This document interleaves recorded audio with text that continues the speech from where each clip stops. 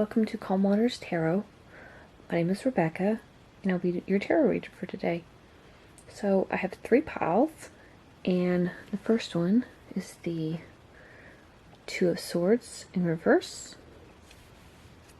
The second one is 8 of Pentacles. And the last one is the Tower in reverse. Also going to be pulling some messages out of the Zodiac back. Pulling some charms from here. And at the very end, you can ask a question for the Magic 8 Ball. So I'll give you a second, and you can pick which cards, which piles speak to you, and then we'll get started with the reading. Hello, pile 1. If you pick this pile, your first card is the one that was at the top, the Two of Swords in reverse. So, the Two of Swords in reverse, upright, for me, it's my crossroads card. It means you're standing at a crossroads. You're trying to make a decision. You can't figure out which way you want to go. And, it's all about trying to figure out what you want, following your intuition, that sort of thing. But when it's in reverse, it's basically you're fearful of which direction you're going, which way you want to go. Since this is a general reading for like love, career, finances and stuff, if this is about love, it would be like you have problems going on in a relationship, you're kind of ignoring those problems, and like in this, you can see she's blindfolded. It's like, I don't want to pay attention to the issues that I have going on. And you're just kind of ignoring them, like, just kind of sweep them under the rug, sort of thing. So, if that's for the love. If it's something like career and finances, it's more of like you're kind of unsure of which direction to take. You're a little bit more impatient. You're not really getting the results you want. So it's almost like you're worried and obsessed about something that's going on in your life. And it's bothered you to the point of you can't make a decision, and you just want to kind of ignore what's going on because you're hoping it'll what's the word I'm looking for? It'd be like it'll take care of itself, basically. Like, if I ignore this, then I don't have to worry about, actually confronting this head on, whatever this issue is, and dealing with it. So, that's what the Two of Swords is in reverse. Alright, pile number 1. The next card I pulled for you, and by the way, I pre-shuffled all these cards because I pulled from so many different decks that it would have taken forever to actually shuffle all these on camera. So I pulled from different decks, and so these are all already done. Anyway, the next card is the Hermit in reverse.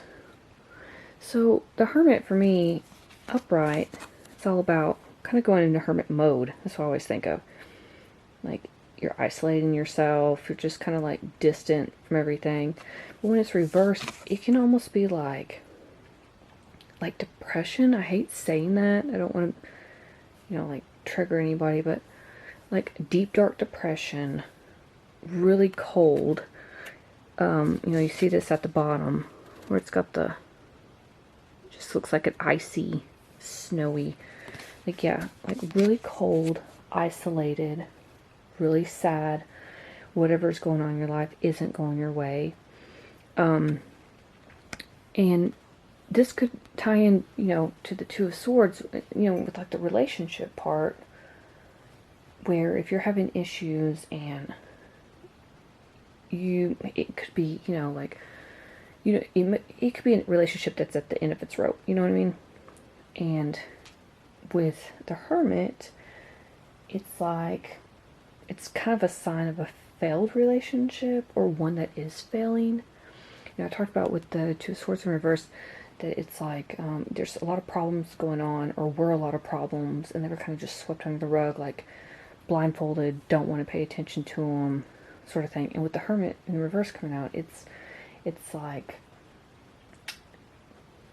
it's just that cold-hearted, definitely isolation. It's like cold-hearted, withdrawn, like you don't even want to deal with it anymore, sort of feeling. That's what I get. It's very sad. That's the energy I'm picking up. It's a sad feeling. So, but if that's it in the love department, it's eventually, optimistically, it means you're going to end up coming out of something that could be bad at the beginning or at the end of the relationship, but you've gone into hermit mode, which means you're going to learn to love yourself if you don't already, and you're going to end up coming out of that, that sad mentality where you feel like nothing's working out, and you're upset that the relationship didn't work out, or that it's about to end, because that could also be a situation where someone out there is going through a rough spell in their relationship, and they kind of know it's not going to work out. Like, it's at the end of the line, but yeah, you will come out of that. That's what I get from that. That you will improve yourself, but you have to go into hermit mode for that. You have to go into isolation and heal yourself, and then you'll come out of that. If it's money or career related, it's almost like, what I'm picking up is, it could be like something has gone wrong. Maybe like you applied to jobs or something like that, and you're not getting selected. And, you've got these, typically you'd have the decision, crossroads, can't make a decision sort of thing. But I feel like with these two together, it's almost like you don't even have decisions to make. Like, you're not, it's like, it reminds me of like sending your resume out there and nobody's picking you. And you're like, why is nobody picking me? I have a good resume. I can do this job. I'm perfectly capable of this. So you're kind of like going into that depressive state of mind, isolating yourself. It's almost like you feel like a void. Like it's also like unemployment. So it's like I think a lot of people are going through that. Where, and I've had that happen to me before too, where you perfectly qualified for a job and you apply and they're like, no, or you never hear back. So it could be that for, your career, for finances. It could be perhaps you made some sort of decision, like maybe you're at a crossroads and you feel like you made the wrong decision about something, maybe some sort of purchase, or maybe you spent your money where you shouldn't have spent your money. I know we all have those moments where we end up just kind of going on shopping sprees and like, I really didn't need to do that. But that could be what that means, where it wasn't necessary. Now you're kind of feeling bad about it, like it's a regret sort of thing. So, but I do think if that's what it is, kind of like with the relationship thing, like you'll go into isolation, you'll rethink something, perhaps you'll redo like your resume, you'll find a new way to make money or something until you get a job. But you're going to have to go in that isolation hermit mode before you can move on to the next thing. Alright, the next card is the Ten of Wands upright. Let's see, trying to even these out. Okay, so Ten of Wands, I mean, if you look at this picture, you can see that Ten of Wands is like you're hanging on for dear life to something. Like, this dude has all of these wands, and he's hanging on to them, and he's not letting them go. It can be a card of like, determination, I'll put it that way, which would make sense if you're talking about the career part, and hanging on to things. So let me start with the love part though. So if this is about the whole relationship, what this means is you typically, with the wands, you typically are holding all of the cards, and basically the ball's in your court. So it could be like you did break up, or you're at the end of a relationship, and it comes down to your decision. Do you want to stay or do you want to go? If you did break up and you have all of the wands, all of the cards, and it's up to you, then it's going to be there. It's your call, basically. If you want to give that person a second chance, if you want to just move on, that's going to be up to you. For money and career, though, it feels almost like, I know this isn't a Pentacle card, but it feels like you're hanging on, kind of like the Four of Pentacles, like you're hanging on to, for dear life, to everything you have. And maybe where if you had any money issues, then you're trying to hang on to your money as tightly as possible. Maybe some less spending, more savings if you can. But it's also, it could be a card of stinginess. So if you do have money and like somebody needs to borrow some or some, just that's one scenario, but if that's the case, it could be like, no, I'm not going to give you any of my money. I got to hang on to it right now, which there's nothing wrong with that. It's your money, you can do whatever you want. But that, it's one of those cards where it's just like, I'm just going to hang on to this. Like I said, even though it's not the Four of Pentacles where they're hanging on for dear life to their pentacles, that's the vibe it gives me. So yeah, that's what I would say. If it's, like I said, with the whole love thing, the ball's in your court, you make the decision. And that's whether you're in a relationship or not. It's going to end up being up to you. And really, that's how it is with anything in life. You are in charge of your own destiny. You can make your own decisions, your own choices. Everything comes down to whatever you want to do. And the same thing goes for the career and finances. If it's something where you've spent some sort of money, you're not getting that job, that sort of thing, you've got to hang on to your money until you do get another job, or you figure out some sort of side hobby or side job you've got to do. So that's what I'm picking up from that.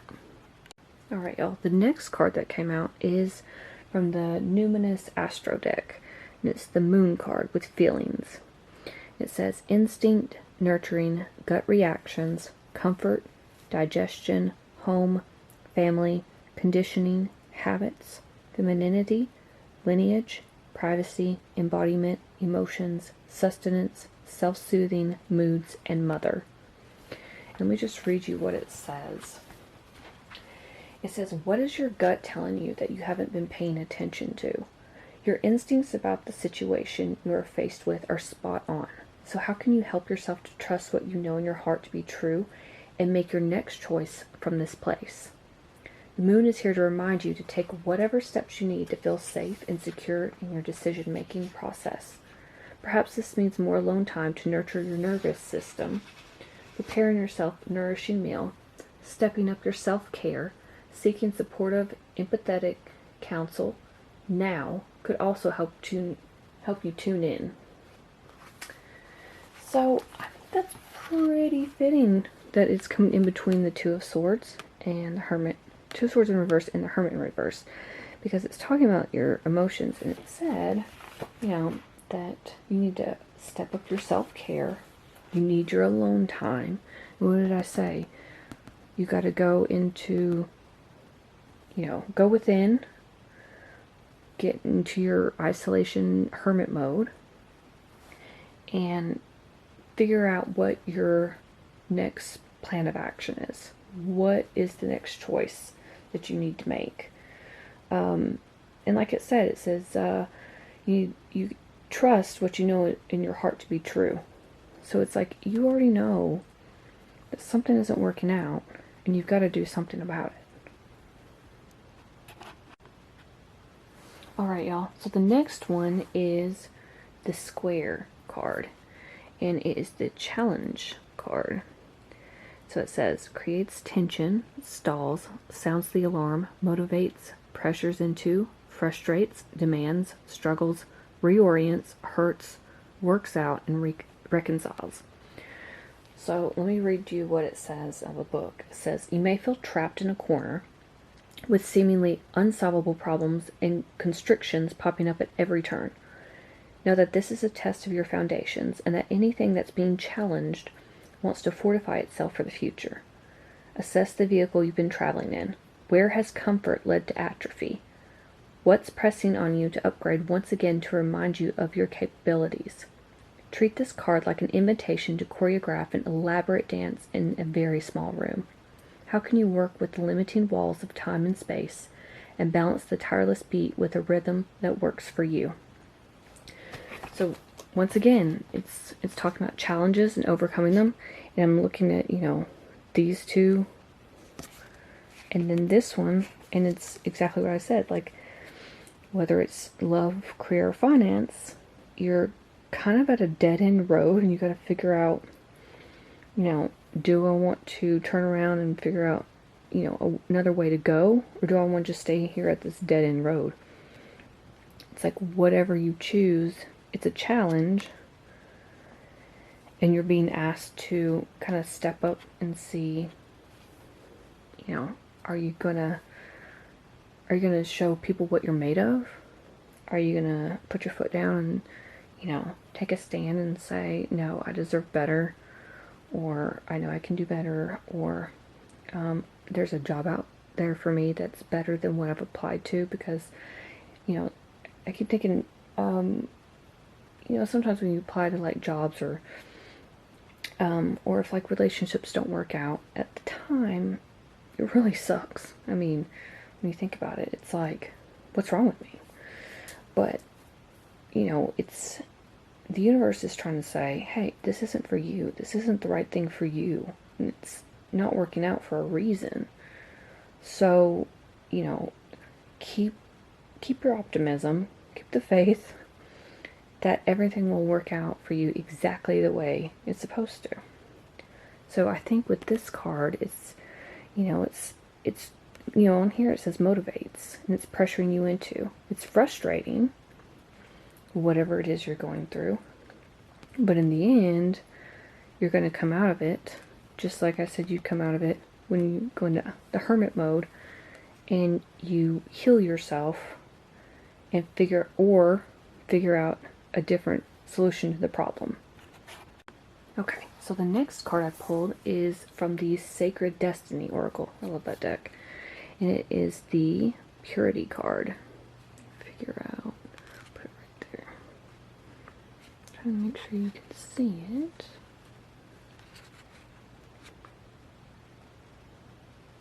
So when I look at this card, I think about, it's interesting that it has two different eye colors, because when I think of two, I think of the Two of Swords, and there's like two opposing, colors in this, almost like the two different directions. But I think about like white as snow, like the purity, like fresh, clean. Have you ever seen snowfall? It's just nice and pure and clean, no dirt. You know what I mean? Until somebody gets out there and steps in it. But I mean, you know what I'm saying.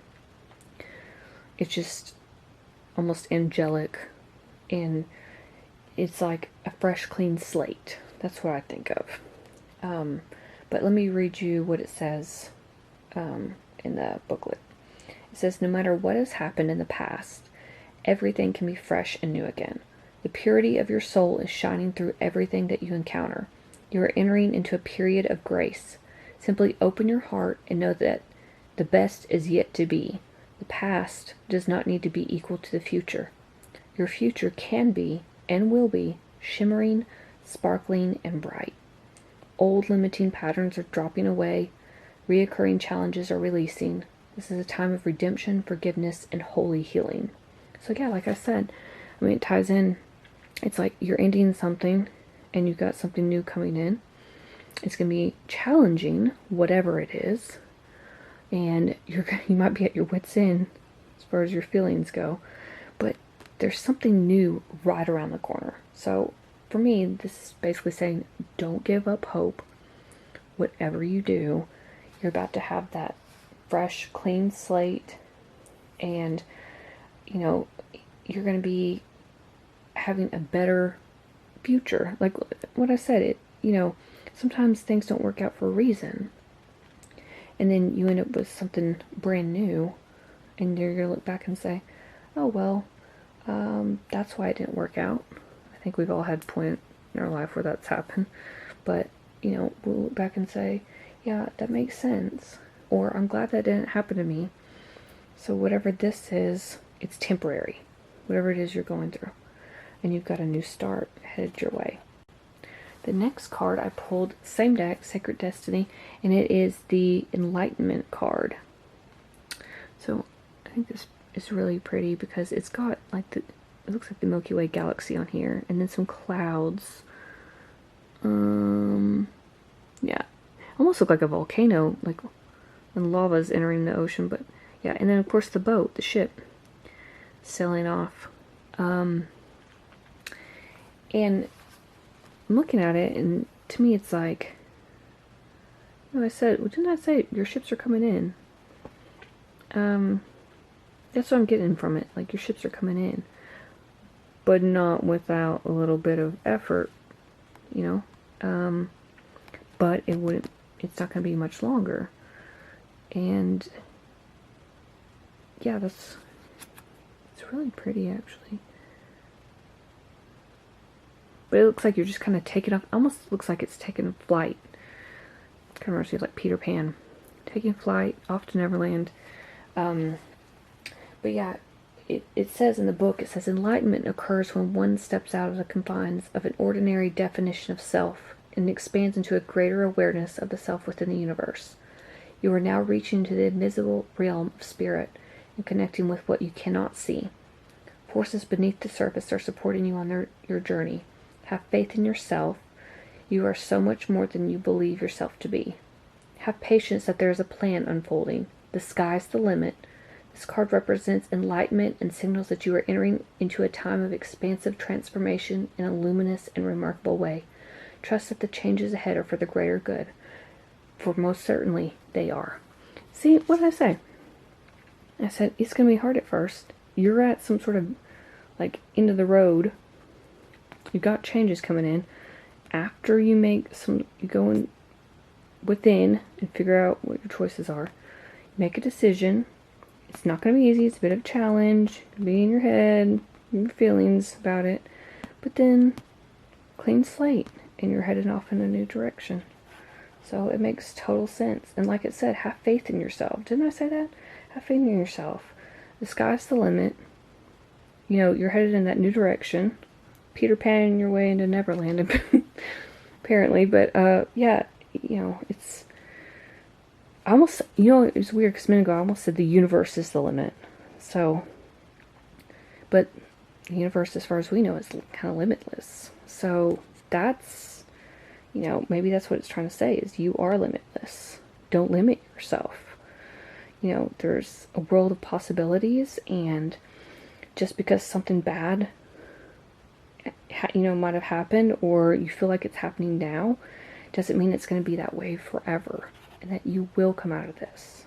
Don't give up hope. Alright, the next card I pulled was from the Moonology, and it is Expect Powerful Change, New Moon Eclipse. So, new moons are all about change, like it said, and it's all about pushing you towards your life purpose. What did I say about, going into hermit mode, figuring out what it is, what it is that you want, what choice you're going to make. Like I said, it's all up to you. And it says, if you want affirmation that you can achieve your dreams and get the desired outcome in the situation you're asking about, then this is it. This is a card of beginnings, and there are powerful energies at work. But be prepared, it could be quite a ride. And events now could even be jarring and uncomfortable. However, any new directions you take will almost always lead somewhere better than where you were at the moment. Whatever is happening now is happening for a reason, and you'll appreciate later on. A new portal is opening up, and all you have to do is have the courage to forget about the past and move through it.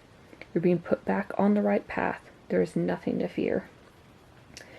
Yeah, it's like I said, you're going to have to go within, figure out what it is you want, kind of reset, recharge your batteries, and then you're going to have to figure out a new direction. Whether it's love or career, whatever it is, the choice is up to you. But either way, you're going to have a new outcome. And that's what new moons are all about. And it doesn't necessarily mean it's going to happen the next new moon. It just means that no matter what, you're going to have this powerful change. Alright, and the next card I pulled is also another, check this out, new moon card. This one is new moon in Virgo, time to give rather than take. So maybe you're a Virgo, maybe the person you're dealing with is a Virgo. But yeah, I thought it was pretty cool that it pulled 2 new moon cards. And basically, it's talking about, like, I said at one point, this 10 of wands could be like a stingy sort of thing, but what I get from it is that it's more of like, be a service to others. If people need your help, don't be stingy and like, oh, I don't have time for that or whatever. Help them out. And then you're going to probably get some good karma. So then, love, money, whatever. It's all going to come back to you and work out in a positive way. I also see it as like, with any new moon card, it's like some sort of new change, improvement in your life. That's what's headed in your direction. So let me read you what it says in the book. And it says, when this card comes up, it's time for you to take stock of your situation. Where are you and where do you want to go? The new moon energy of this card suggests a restart, and the Virgo energy suggests you make that restart a clever one that's simple and well organized. Virgo also has a strong health aspect to it, so if you've been unwell, this card suggests that your health is on the up. Virgo loves clean eating and alternate therapies, so add these to your routines now. However, you've been feeling. If a situation is blocked at the moment, it could be that you're overanalyzing things or being too critical. It's time to ask less of what someone else can do for you and to think more about what you can do for others. So yeah, the health part came up too. And that may be something that resonates with somebody out there. Like maybe you're thinking about changing your diet or start working out more or something like that. So if you need a confirmation, that's it. But what I get from both of these is that some sort of, change is on the horizon. It's, your ship will be sailing off. And like I said, the sky's the limit. Don't limit yourself. Better things are coming. Okay, so the next card I pulled is the Pluto card, the Zodiac Oracle. For me, Pluto is all about, it's ruled by Scorpio, and it's all about, like, think about Scorpio, I think about, like, death and transformation, like the end of something and the beginning of something new. What did I say? But it's also about, like, life changes, new experiences, like, it's almost like, you're seeing the world with a new set of eyes, if you were seeing everything in black and white, you're seeing it in color now. You know what I mean? Like, it's, to me, it's kind of like almost, it's kind of weird, even though it's kind of like a dark, Pluto's much darker, like, planet. I always see it as kind of like it could possibly be a glow up card. And I'm not talking about just like glow up, like, you know, get your hair and nails done. I mean like glow up internally. Like if you're worried about certain things in your life, you know, like anything going wrong, not getting a job, relationships not working out, you just feel like you can't win for losing. I feel like Pluto is always the sign, like, it's transformations. So it's like something is going to end, and then you're going to have that new beginning. Pluto is also associated with the Roman god Pluto, who ruled the underworld. So there's like that dark. Sometimes people think it's like dark and sinister. Oh, the underworld, scary, but it's all about life, death, rebirth. You know, and I feel like sometimes it can be you're just kind of trapped in your own mind. You're limiting yourself, and you shouldn't be, because you know the sky's the limit. You're limiting yourself, and you're stuck in a certain mindset. And I feel like, you know, like with that Hermit reversed and the Two of Swords reversed, it's like you're stuck in your mind about a certain situation, or maybe your entire life right now, and it's like you feel like you can't change anything, no matter what you do or how hard you try. But this is saying that once again, it's going to be the end of something. I was thinking about this other Purity card. It's going to be the end of something and the beginning of something new. Okay, so the next card I pulled is Jupiter. And I love Jupiter. Jupiter is, I think of like good luck and good fortune. Or just good luck and fortune. And pretty much it's like, that's when I think about it, I think about like winning the lottery. I don't know, that's not gonna happen to everybody. I'm not saying you're gonna win the lottery. I'm just saying it means like good things are coming. That you're gonna have luck on your side, the universe is gonna be on your side, and that, you know, once you end whatever's bothering you and you figure a way out, then you're gonna come, you know, you're gonna come out of that. It's all about expansion and growth. And basically it's about, I always feel optimistic about this.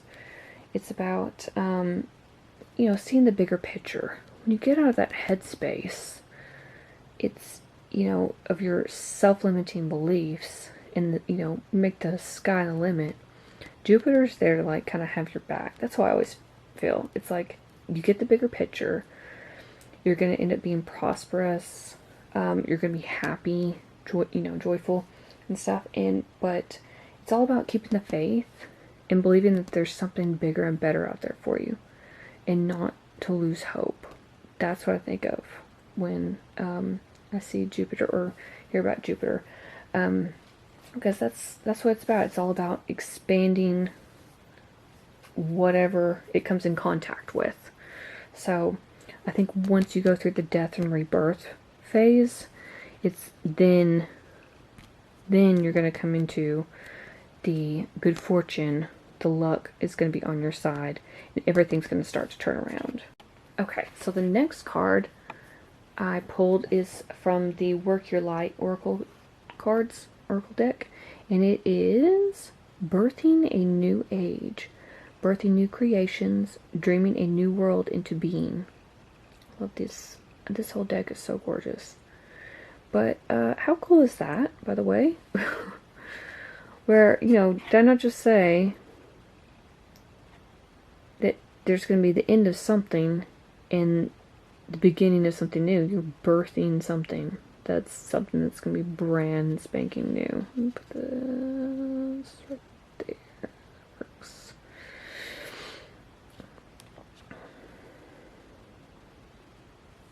Okay. So, with this card, it's, you know, it's all about the old falling away, like with Pluto, the old falling away and the new coming in. It could also mean, you know, with it says birthing new creations, perhaps you are a creative person, dreaming a new world into being. I'm a writer myself, so that makes me think of like writing, or storytelling in some way. but there could be multiple avenues in creativity that this could apply to. So that's what it makes me think of. But let me see. It says here in the book, it says, often our path is exactly the one that we don't feel prepared to walk. Walk it anyway. Often what is rising feels far bigger than what we could possibly hold. Be a container for it anyway. Often our creations seem to have wild, uncontrollable consciousness of their own. Birth them anyway. Often what is ours to do is the very thing that most intimidates us. Be courageous and do it anyway. We are birthing a new age.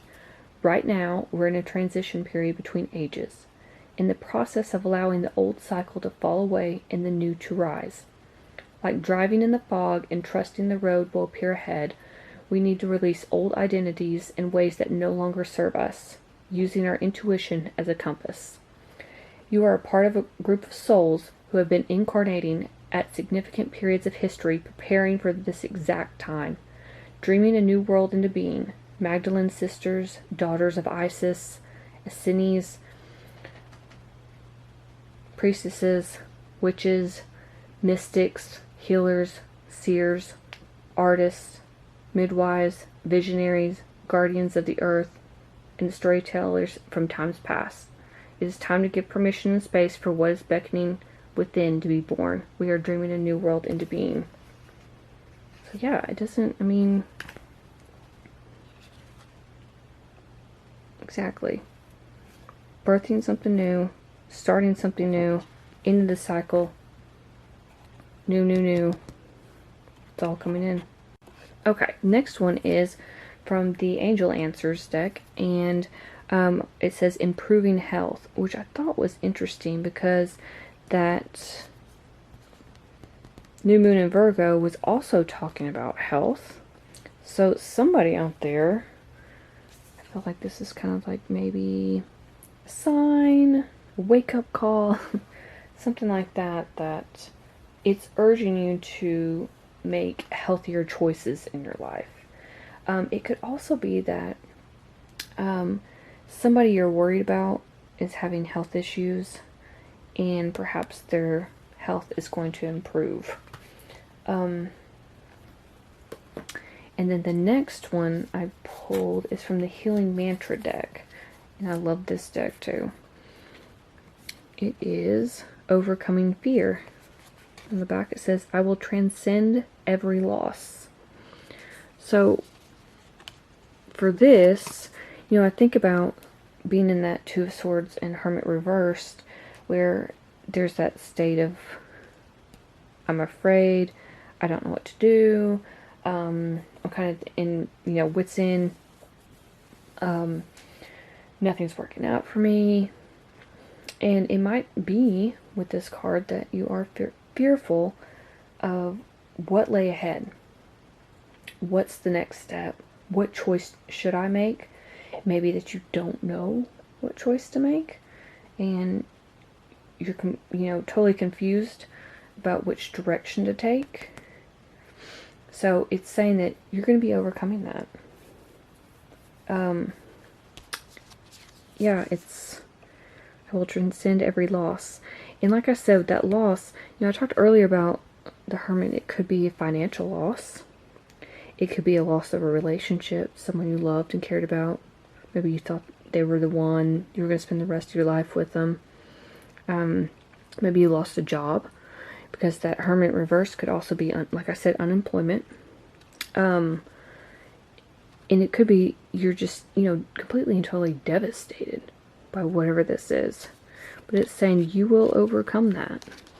And like I said, everything's going to get better. It may not feel that way right now, but in the end, it's going to work out for the best for you. Okay, so the next cards I pulled, these are from a couple of different positive affirmation decks. One of them is she believed she could, so she did. And I'm trying to think. You got this. That's the name of it. I couldn't think of the name of it. Those are the two decks.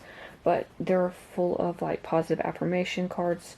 And all the quotes and sayings on here are from famous people. So, the first one is, keep your eyes on the stars, but remember to keep your feet on the ground. And how cool is it that you have this together? Keep your eyes on the stars, but remember to keep your feet on the ground. Yeah, just staying grounded. Whatever you do in life anyway, it's important to stay grounded. Aim, don't limit yourself. Reach for the stars. Sky's the limit. But still, keep yourself in check, basically. And the next one is, if you don't like the road you're walking, start paving another one. Dolly Parton. Oh, the first one was by Theodore Roosevelt, by the way. Yeah. Good old Dolly. So that kind of ties in with the beginning too, and the whole end of something, beginning of something new. Like what she said, if you're in a place where something's not working out, you're just not feeling it, something new needs to begin, then change it, is basically what she's saying. And the last one is by Wendy Wasserstein, and it says, don't live down to expectations. Go out there and do something remarkable. I like that. So if anybody's trying to tell you you're not going to be anything, you're not going to amount to anything, or you feel that way about yourself, you feel like a failure, you feel like, nothing's working out, lost your job, lost a relationship, can't keep money in the bank, that sort of thing. It's, don't bring yourself down. You can go out, you can do and be anything you want to be in the world. But if you don't believe in yourself, it's never going to happen. Okay, the next two cards I have are from the Romance Angels, and this is just for because this includes love reading. Like, if it doesn't pertain to you, that's okay. Just anybody it does pertain to, here it is. First one is healing family issues. Your love life benefits as you forgive your parents. So some of you might be going through some issues with family right now. And that would be your confirmation that it might be something you need to work on. I also get that maybe it's your significant other's parents, that you may not get along with them, or you feel like they don't like you or something like that. Maybe there's some way you guys can work that out. And the next one is keep an open mind. Your soulmate may differ from your usual type and expectations. Okay, keep an open mind. Your soulmate may differ from your usual type and expectations. So if somebody's out there looking, for a soulmate, this could be your confirmation that they are coming in, but they're going to be not what you expected. And to keep an open mind about it. If you have a usual type, it's not gonna be what you're expecting. It's gonna kind of be totally different. And the very last card I have is a message for you. I'm thinking of you this very moment. Your love fills me with light. I love you. Sweet. Perhaps this is for somebody who wants to reconcile with someone, and you hold all the cards. It's up to you, your choice. And this is confirmation that they are thinking about you and they love you. I just got that maybe it's somebody else, like you're at the end of a relationship and there's somebody else that you love and they love you, and for whatever reason you haven't been able to be together, and this is a conflict.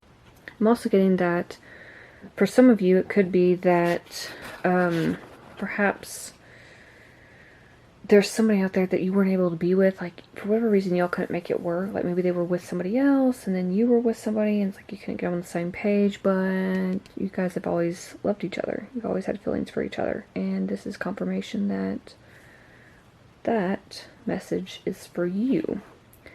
It could be that you are in separation with somebody and you're trying to figure out what to do, what choice to make, and you're wondering, do they even love me? There's your confirmation. So with that said, let me go ahead and clear these out, and we'll move on to the charms and messages, and be thinking about what your question will be for the Magic 8 Ball, because I will be doing that at the very end. The first thing I'm going to do, move this out of the way, and then I'll take, this has got like some messages, it's got letters, stuff like that. Let's see. Pull out. It's also got the mini tarot. So it'll be interesting to see if any of that matches up. Make sure I'm in the camera. Matches up with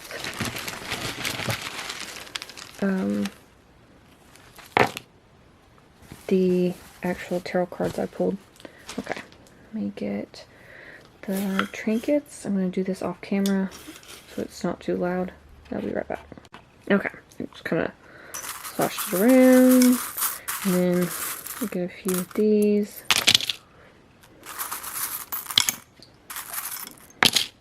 Okay. Alright, let's see. Let's see if I can zoom in a little more. Let's see what we got. Let's get the letters. Okay, so we got C, O, E, U for the big ones. And we got these smaller letters here, so let's put these underneath here. E, T, phone home. No, I'm just kidding. C, X. I think of X, I always think of X, like X person. G, P, A. Grade point average. I don't know if that has anything to do with anything. It's just in my mind. Okay, 2, 3, 6, 8. Have any other? No. I'm getting a cross. I'm getting 2 crosses. This could be some sort of religious. Could be some sort of religion involved. Make sure this is in frame. There we go. Then with like the feather, I think of like taking flight, and which is funny because we got that. You know, what was that other card? That with the yeah, with the ship. You take flight into the, if I can find it, there it is. You take flight into the unknown, kind of. And that's what I think about when I think of like feathers. It could also be like angel feathers. And those are usually a sign of good luck, or that good luck's coming your way, which is, you know, the whole Jupiter influence. Dragonflies, I think about, they're just, you know, they're also signs for me. Dragonflies, butterflies, angel feathers are usually like either spirits trying to communicate, like a lost love, you know, a loved one that's passed on, or something. It could be, you know, a sign or synchronicity for you. Like sometimes butterflies and birds and all that, they mean something to people. Like they might see them at certain times when something is about to happen. So it could be that you end up seeing dragonflies, or maybe like a bird feather, as confirmation that, you know, something's about to change. Got the star, Aquarius, and they got a little crown on here. For me, it'd be like, automatically when I think of like crown, I think of been through so much. You know, straighten your crown, hold your head high, keep moving forward. That's automatically what I think of. Let's see, I've got Cancer. I've got, and this could be like, some of these are like love related and stuff. Honest, the type of person you might be looking for, the person you're dealing with. Libra. 777 could be a recurring number that you're seeing. This could be blemishes, freckles, moles. This could be something that, you know, if you're looking for someone or you're dating someone, that could be confirmation. 666. Some people are scared of that number. Don't be. Let's see what else. These little messages. What belongs to you shall come to you. That's true. Whatever's meant for you is never going to pass you by. Kindness is the light of life. Focus. Yes.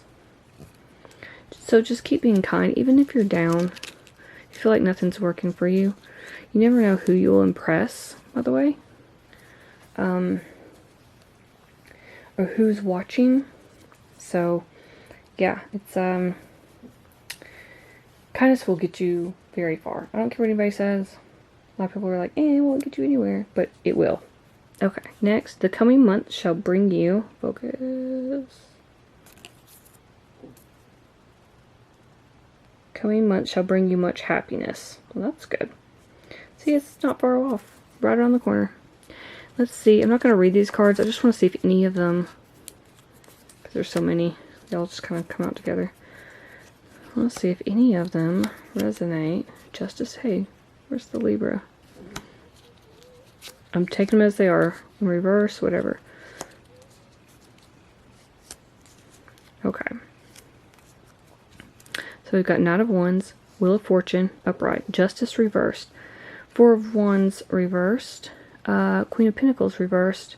King of Swords upright. The Seven of Pentacles. No, wait. Yes. I can't see.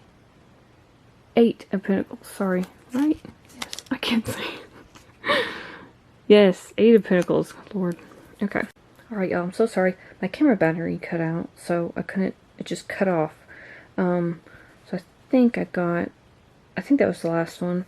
I still had these other little ones left. So we've got the Six of Pentacles, Five of Pentacles in reverse, Magician in reverse, Ace of Wands, and Temperance, both upright. Another thing I want to point out was, I noticed we got the Libra card, and of course we had Swords, which is Gemini, Libra, Aquarius, because it's air energy. But also, I don't know if I mentioned it, we got the Hermit, and then, which is Virgo, and then we got that one card. Where is it?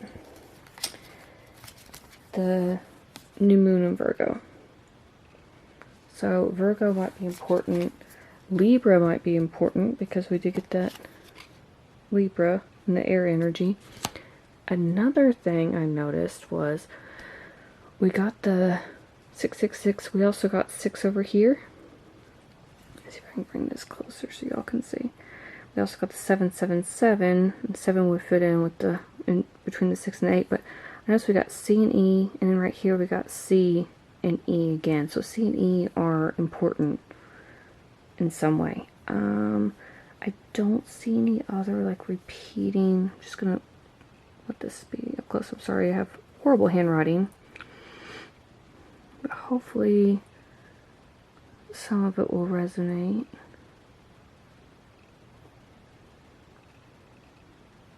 And finally, I'm going to pull out the Magic 8 Ball.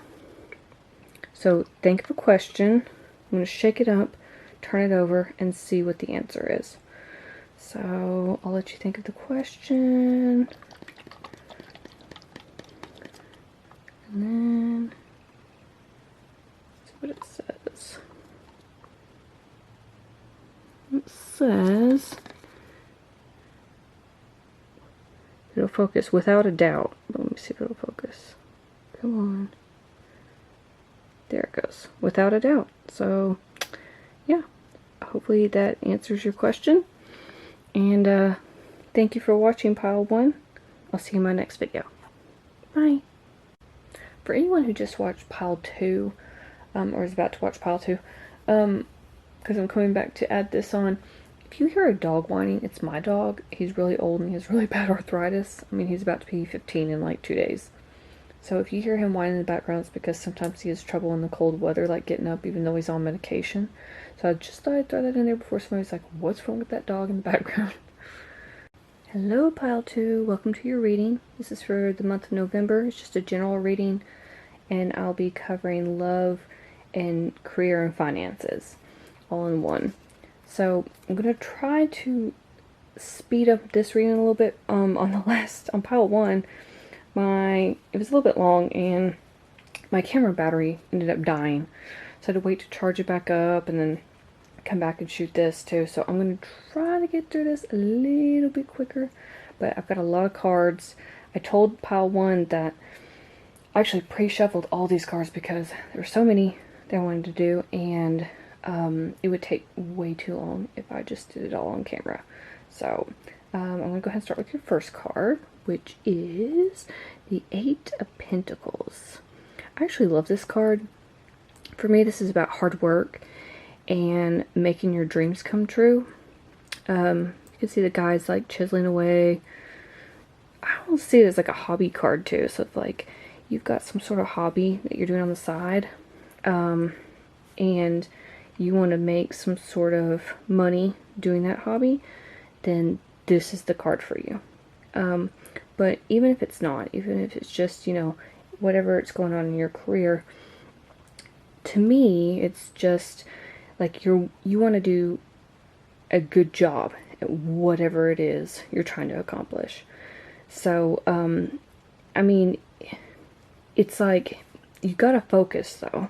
That's the one thing about this. You gotta kind of turn your dreams into a reality, and that requires hard work, as with anything. For me though, too, if it's about love, it's almost like, this sounds really weird, but you know, he's like chiseling away. It's like trying to get a message across to someone, like get it through your head sort of thing. It could be like, don't try so hard to do that.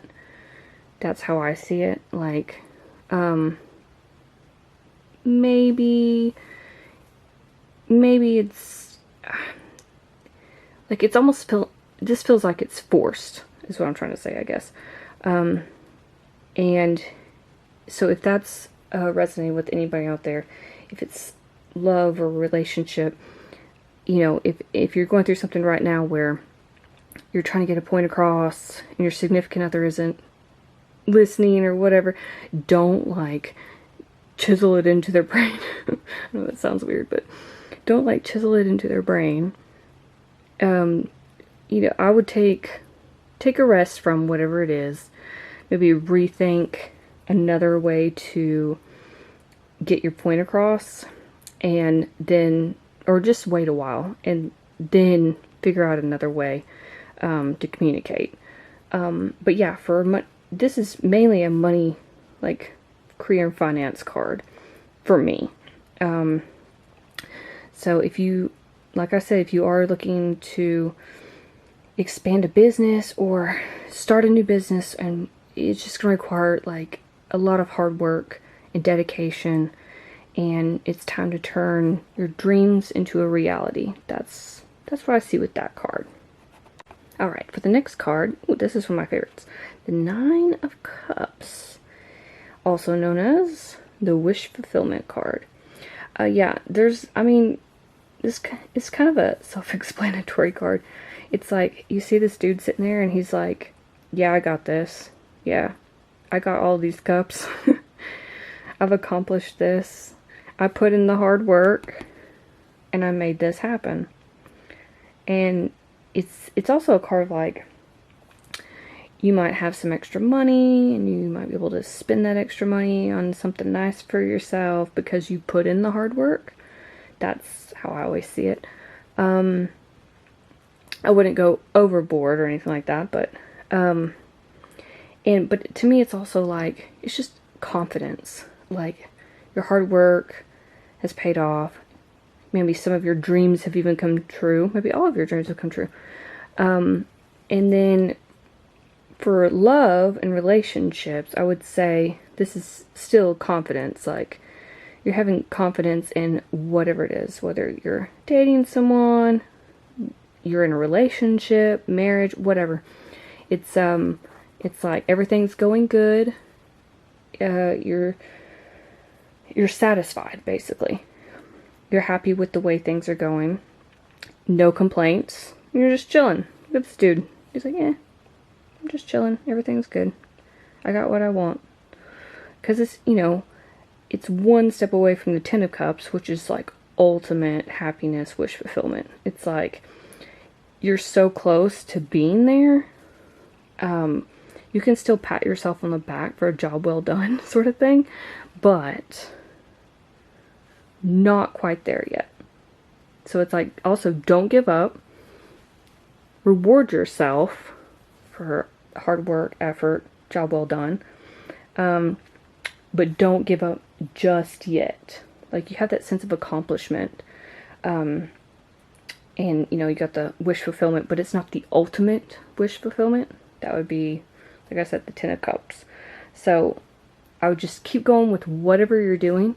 For me, it's like with these two together, it's like you've got something you've started or you're thinking about starting, and you really want to put the hard work and effort into it, so it turns into this. And that's exactly what's going to happen. Okay, and the last one for the Radiant Rider-Waite Tarot is Justice in Reverse. So upright, justice is about like legal matters, fairness, justice being served. But in reverse, it's more of like, I don't know, maybe you have some sort of legal matter going on and it doesn't work out. I don't see that though, because of these two cards.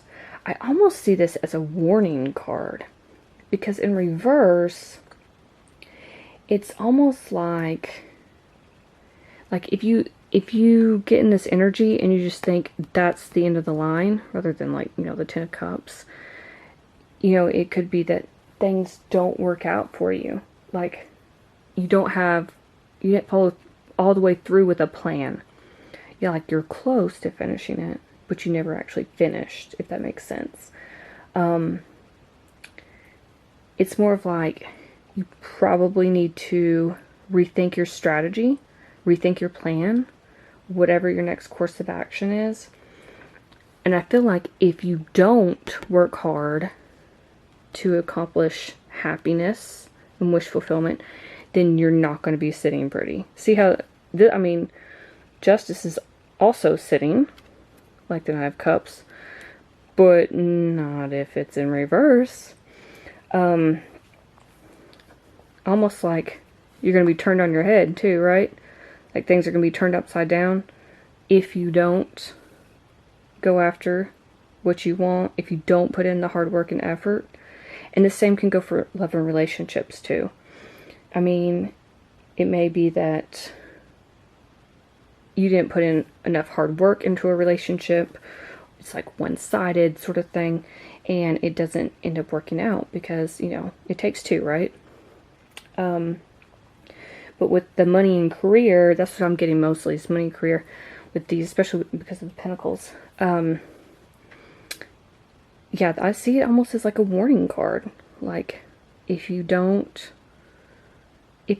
try to turn your dreams from just that, dreams, bring them down, ground them, and turn them to reality, because Pentacles are earth energies, so they're all about grounding, then it's not going to work out.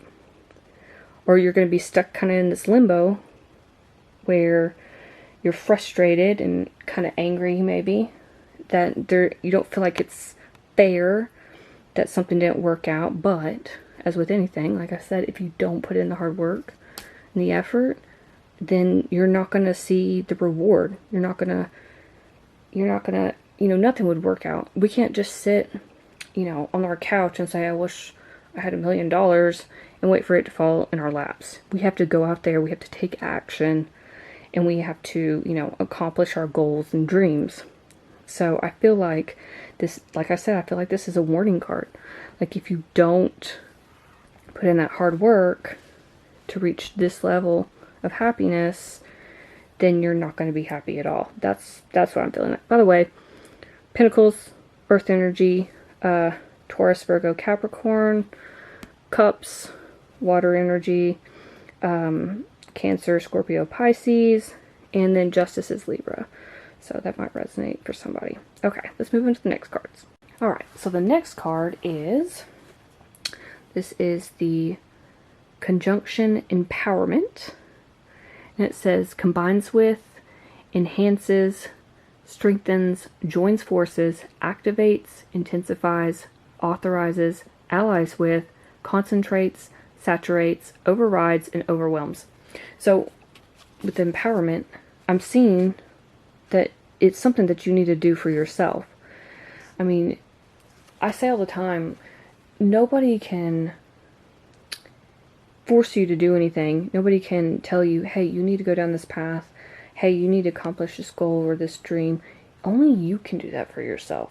But you have to believe in yourself to make that happen. And that's what I see with this card.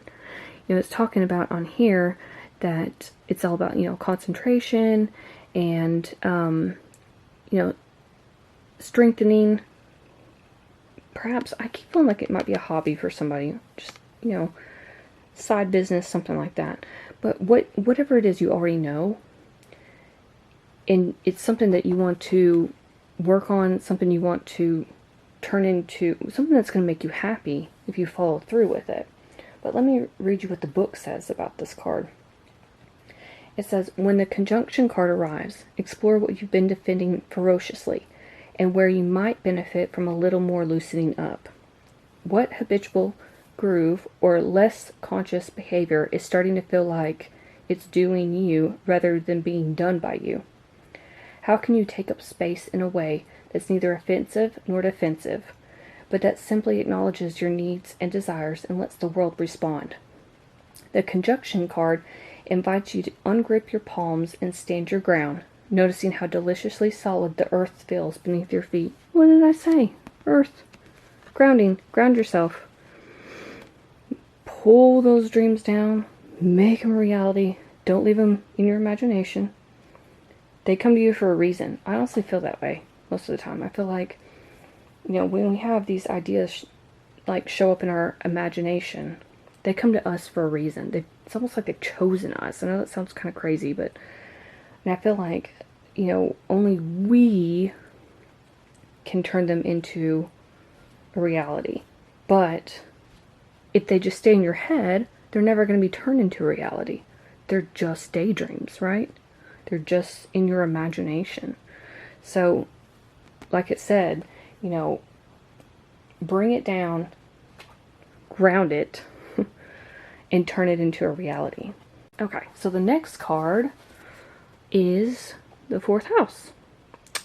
So this is all about roots, family, home, background, comfort, cooking, inner world, real estate, shelter, self-care, rejuvenation, habits, shell.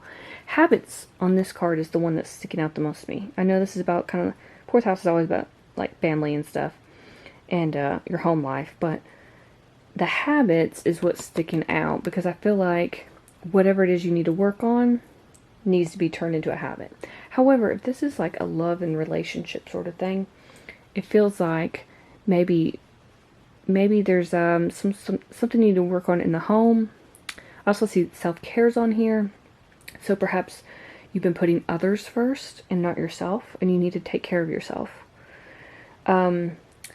This is the sign of Cancer. Cancer rules the fourth house. The planet is the moon.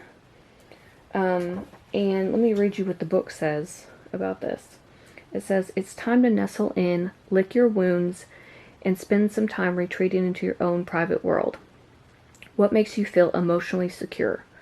What strange, wondrous dreams are stored in your treasure chest? What did I say? Make your dream. Talking about dreams and daydreaming. How can you create a sweet retreat for yourself right now, like a childhood treehouse, both physically and metaphorically? Forget about trends for a few days and dig out your comfiest clothes. Put your favorite sheets on your bed and schedule time for reading and journaling under the covers. Ask your inner child what she needs, and do what you can to provide it for her. So I feel like this is also a message for people. Like I said, if you're putting others first, if you're stressed out at work, or just stressed out in general, you need to take time for yourself. That's always important, no matter what you do in life. And I know not everybody has the time or feels like they have the time to do that. But even if you could just carve out a few hours during the week, if you can, I know sometimes that's not possible.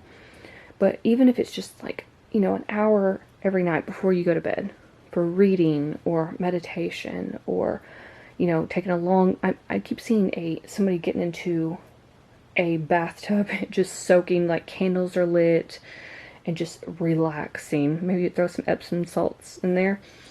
And, but like I said, when it's talking about, your inner child, your dreams, I think inner child, for me, is connected to imagination. And I was talking about imagination with these cards. Also, this one reminds me of like some sort of artist. It has the artistic vibe with the paint and stuff. So maybe some of you are artists out there and you want to paint, draw, something like that. Maybe graphic design, writers, whatever. And you want to get your work out there. And this is like some sort of, like I said, I kept feeling like it was a hobby or something. Some sort of side job. That's what I kept getting. So take time. Maybe this is more about too, like, reflecting on your next path and which goal or dream you want to accomplish. And maybe you need to take some time with yourself to meditate and figure out what you want to do, how you want to go about doing it. And, this is your confirmation if that's what it's regarding. Okay, so the next one, the last pile, some of these decks I got more than one card.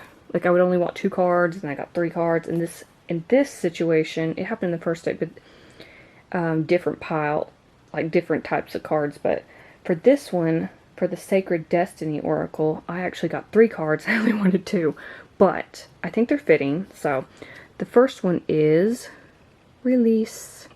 Also, I love that it's autumn, and this is like an autumn tree with autumn leaves falling. It's all about, to me, it's all about letting go. And I guess you need to probably ask yourself, what do I need to let go of? What's holding me back is what I'm getting. And kind of shed whatever negative self-limiting beliefs you have going on. Perhaps it is about a relationship. Perhaps it is about like you're not feeling good enough. Maybe that's why it's saying you need to focus on self-care. Maybe for this is popping in my head. Maybe somebody is trying to get back into the dating field. I know COVID is not our friend. And somebody's trying to get back out there, date, but they're not, for whatever reason, feeling good enough. Maybe it's saying you need to go within, take some time for yourself, love yourself, that sort of thing.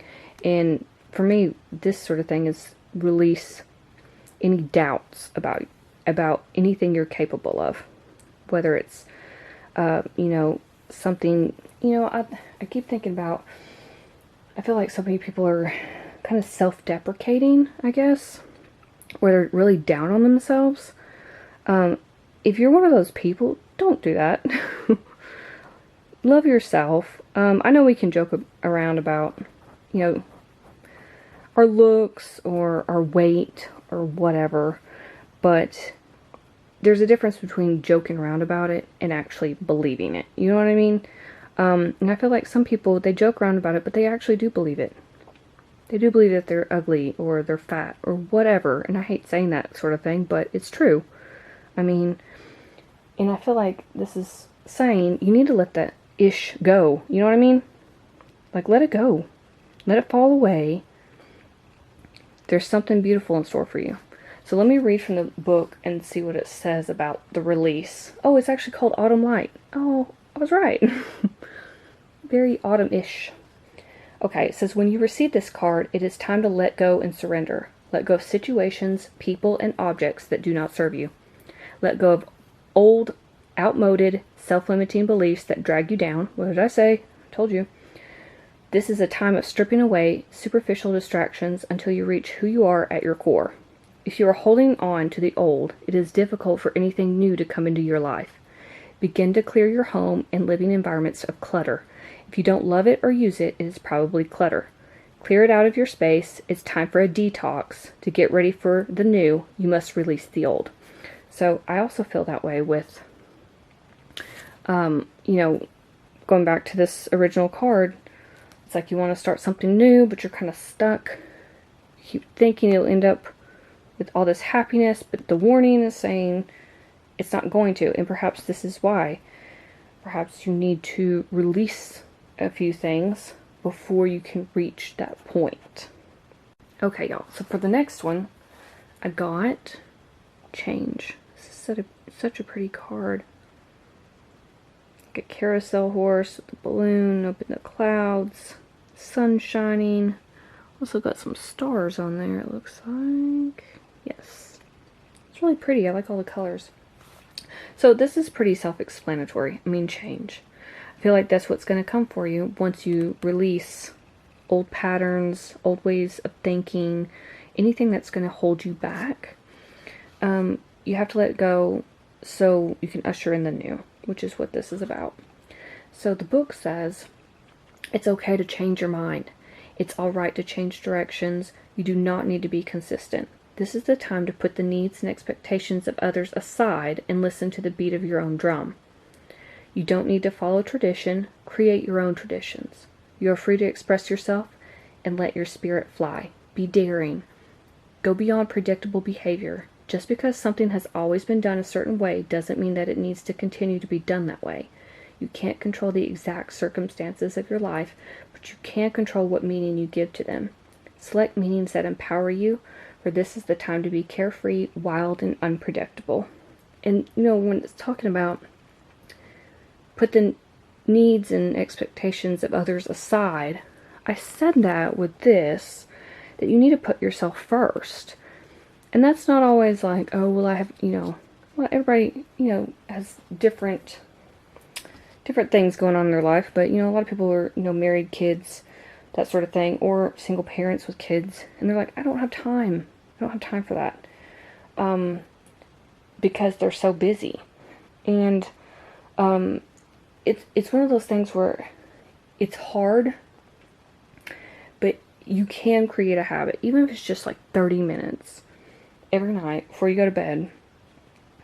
Maybe you can focus on what you want to accomplish with whatever these goals are that's going to pay off and make you happy. But if you keep telling yourself, oh, I can't do this because blah, blah, blah, blah, blah, and keep making excuses, then it's never going to happen, is it? If you keep putting others first, and I understand kids come first, I get it. And some people are out there taking care of sick loved ones. I get that. I understand. But if you don't carve out some sort of time for yourself during the week, it doesn't have to be every single day. Every single day would be good, but it doesn't have to be.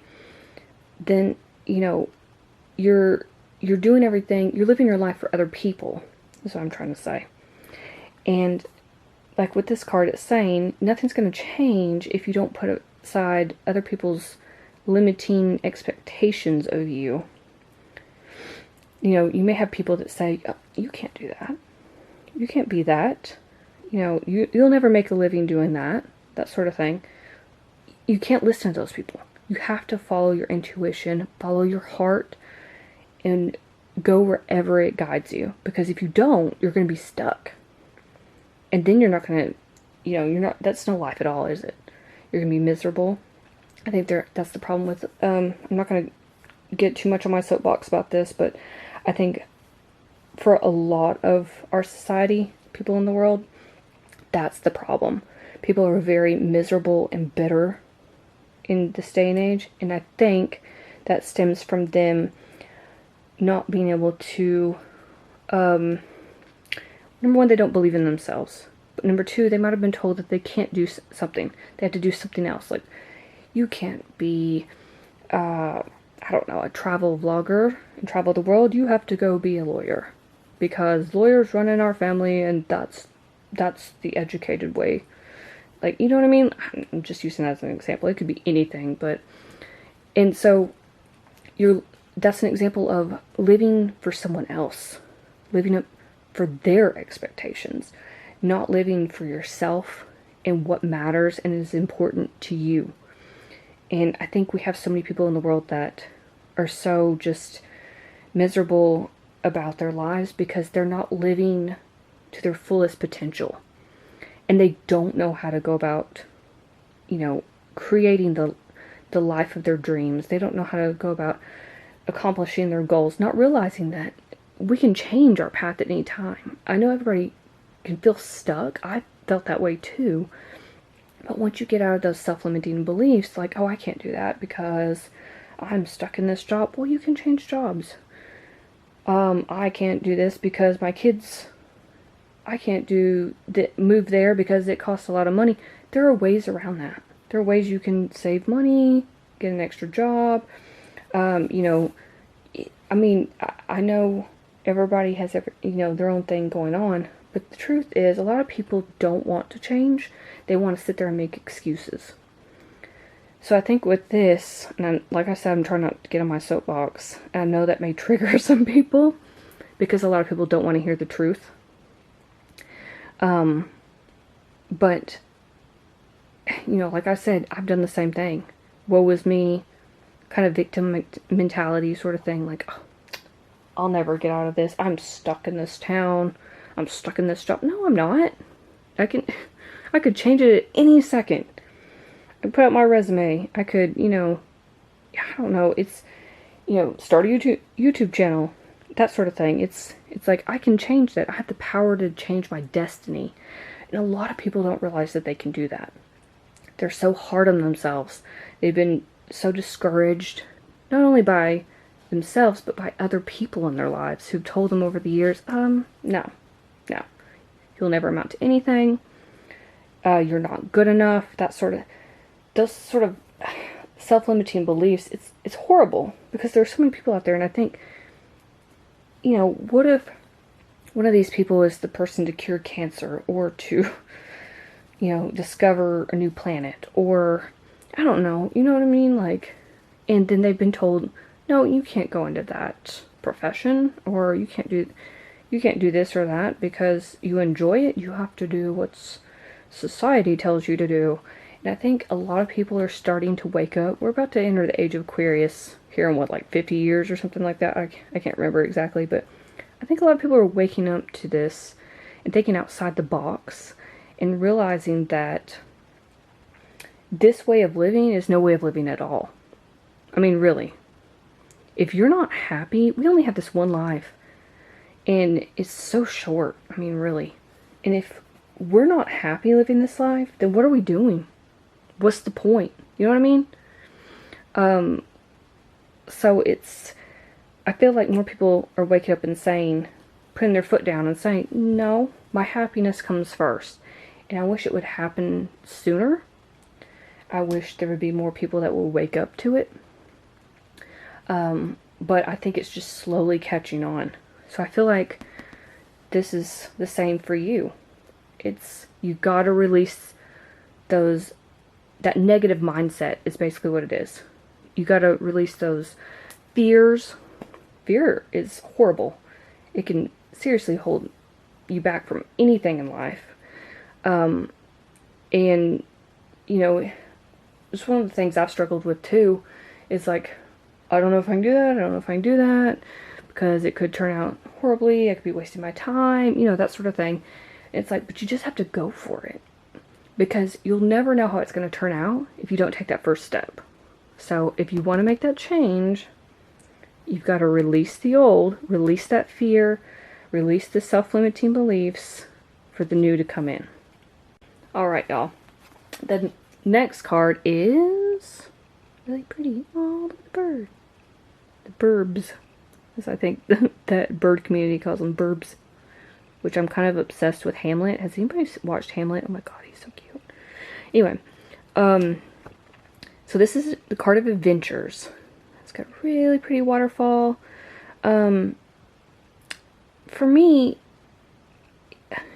water is kind of like, it washes away things. It could be like, it could be symbolic that it's washing away the old and kind of like rejuvenation and in with the new. And it would allow for new experiences and adventures. Now, I know I just literally just mentioned something about travel blogging. That was pure synchronicity. But anyway, it doesn't mean you have to go out and you have to like fly to Bora Bora. You know what I mean? Not for an adventure. Adventures can happen in your own backyard. But I think adventures can also mean new experiences in life. And I feel like this all kind of ties in together definitely, where, you know, talking about letting go, change coming in, and then that leads way to new experiences.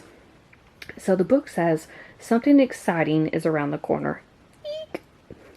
That makes me excited. I didn't even pick this pile and it makes me excited. Okay. You are entering a new frontier filled with expansive energy.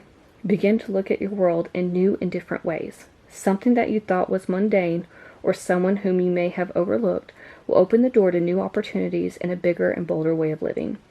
Be willing to see the world around you in new ways. Don't be lulled into complacency. This card appears when you're ready to remove your blinders and take action so life doesn't become stagnant and lackluster. It can also signify incredible spiritual attunement and spiritual voyages. Wow. Wow.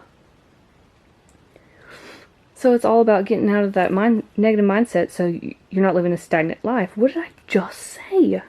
I was just talking on my soapbox about, I'm trying not to be on my soapbox, but I went on it anyway, about people who are miserable because they are stuck. They're stagnant. They're not going anywhere in life because they don't believe in themselves. They're scared to take a new step in a new direction in life.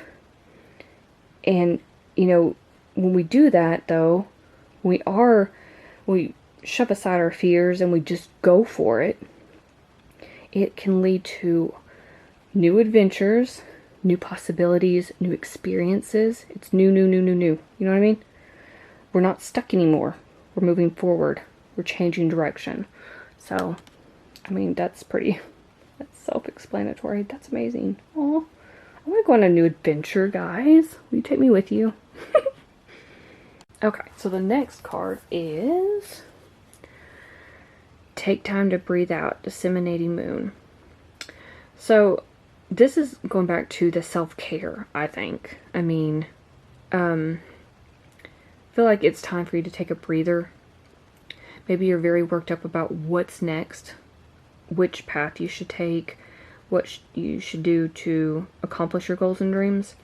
But really, it's telling you just take time, breathe.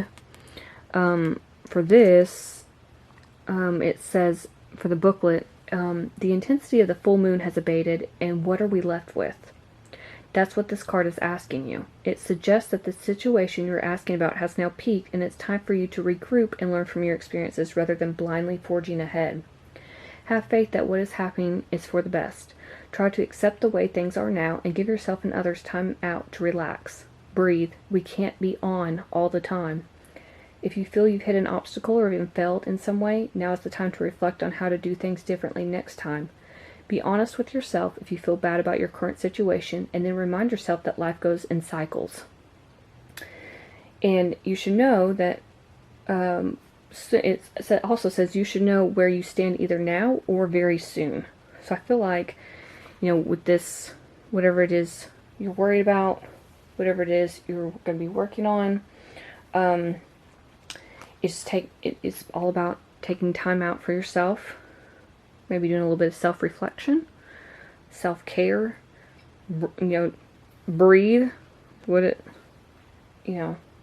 says on there. And then, in those moments, a lot of times the answer will come to us. We just have to kind of quiet our minds first. And that can be one of the hardest things to do. Our minds are constantly just go, go, go, go, go all the time. We feel that way too, physically, and it's saying you just need to quiet yourself, chill out for a bit, and then and then you'll figure out the solution to whatever problem you feel like you're facing. But that you need to take some time out for your own good right now. Okay, so the next card is bring love into the situation. New moon in Aquarius. So we already had Libra, and then we got Aquarius. So that might be important for some people out there. But basically, for me, it's obviously you can bring love into the situation. I didn't really get love in this reading, if I'm being honest. I didn't feel like love and relationship energy so much, but it could, there is a possibility, like it could be that's what you need to do. But the book says Aquarius is all about progress and modernity. So this is the time to move forwards. The new moon in Aquarius card means no looking back. Change is on its way, and it could come quickly. Nice little change card right there. Whether you get the change you want depends both on whether you believe you can have it. What did I say about believing in yourself? And how much you're relying on others to bring it to you. This card comes with the suggestion that you may need to do things independently on your own, but be loving, not too pragmatic. Time may be of the essence when this card comes up. Aquarius energy has an electric feel to it. Certainly there is a sense that you need to let go of the past and move towards your future as soon as possible. Ooh, what did I say? Release, let go. And then it said change is coming, and it's coming in fast. I mean, I don't know what else to add to that, really. That's some serious confirmation. I mean, pretty straightforward. Perhaps when you do this self-reflection and self-care, when you take time out for yourself, meditate, whatever it is you like to do, try thinking outside the box. If one solution isn't working the way it normally does, or if you think it's not going to work out, try to figure out another way. Just because it didn't work out one way doesn't mean it's not going to work out another way. You know what I mean? So whatever it is you choose, whatever path you decide to take, it said it's coming toward you pretty quickly, but you need to let go of your inhibitions, fears, whatever is holding you back for this new to come in. You guys are not going to believe this. Okay. Normally I'll just pull one at a time, but I'm just going to go ahead and pull both of these and show you. Capricorn and Aquarius again. Aquarius is definitely confirmation. Also, these are in sequential order, so it's like 10 and 11. Now, I'll put those right there. I'm going to read you what it says. First off, I'm going to say Capricorn's earth energy. We've got that first thing in this pile. And then, of course, we've got Aquarius, and then we've got that new moon in Aquarius, but we've also got the Libra, more air energy. So I wanted to throw that out there. Capricorn, every time I think of Capricorn and Leo are my two that when I think about them, I think about them moving up the social ladder. The work, the career, everything. Like, they want to get to the top, especially Capricorn, when it comes to work and career. They are like the CEOs, total bosses. So it makes me think that you're about to boss up. Those are the words that are coming to my mind. Boss up. So let me see what the book says about Capricorn. It says, let's see. Earth's practical energy takes an almost fiery intensity through its cardinal qualities. Determination to succeed leads sometimes to success and sometimes to learning lessons the hard way. The key phrase I use means that you are motivated to use whatever is on hand in order to achieve your goals. In this situation, ask, what do I want and what can I use to manifest it? Spin gold from straw. Hard work, but the sense of satisfaction is priceless.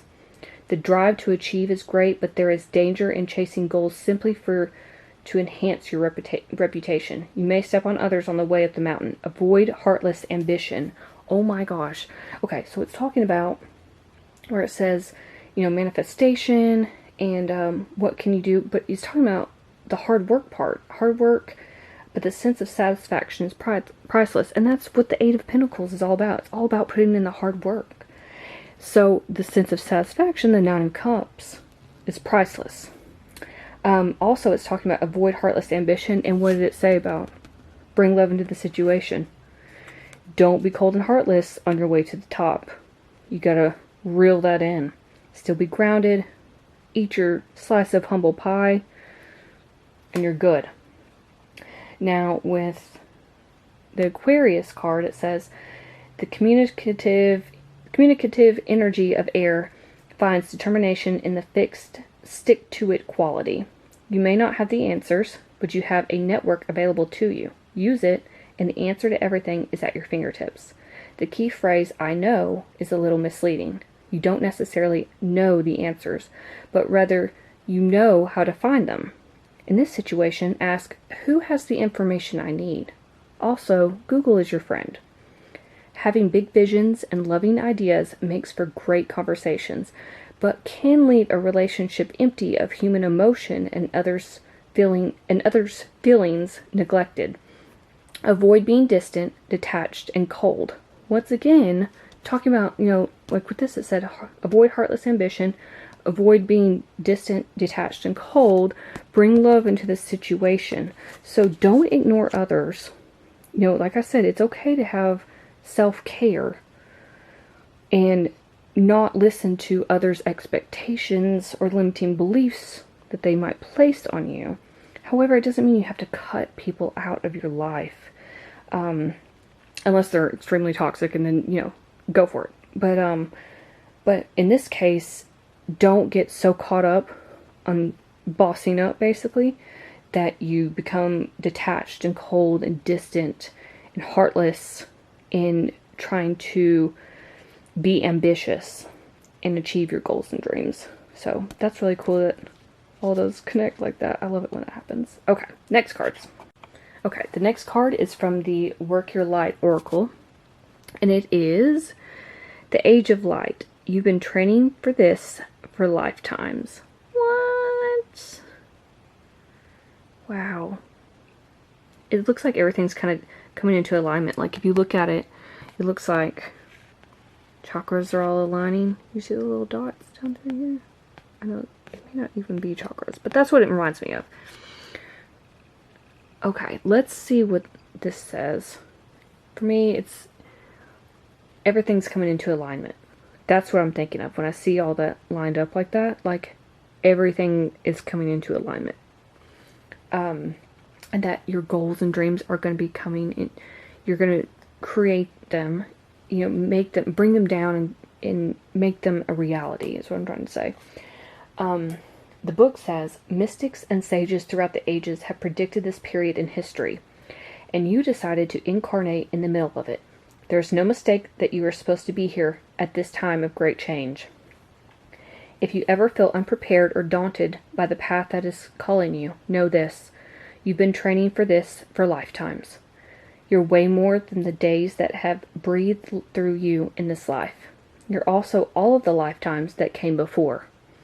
All of these experiences have polished your soul into the most magnificent expression that is your authentic self. Your soul has many facets. Imagine a fingerprint. Your soul is 1,000,000 times more intricate than that. If you put together all the fingerprints of all the people you have been, you would not even get close to fathoming how much of a unique masterpiece you are. Oh man, I just got cold chills. You came in with a clear soul plan. You came in with wisdom beyond your years. This is the part of you that longs to be seen. This is the part of you that is ready to step forward, that is ready to emerge. This is not the lifetime to stay hidden, but to step forth, be seen, and rise. Oh man. I'm getting really emotional, y'all. That's amazing. I don't even know what to say to that. Like, so it almost feels like whatever you're working on, you guys have a specific purpose in this life. Everybody does, really. But like I said, most people don't believe in themselves and they don't, fulfill their purpose here on earth. That's why they're miserable. So I feel like you guys are going to do some self-care, self-reflection, and you're going to figure out what it is that you're meant to do in this life. And then you're going to come into alignment with whatever it is you're meant to do. Wow. That's amazing. I don't even know. There's nothing else I can even add to that. It's pretty self-explanatory.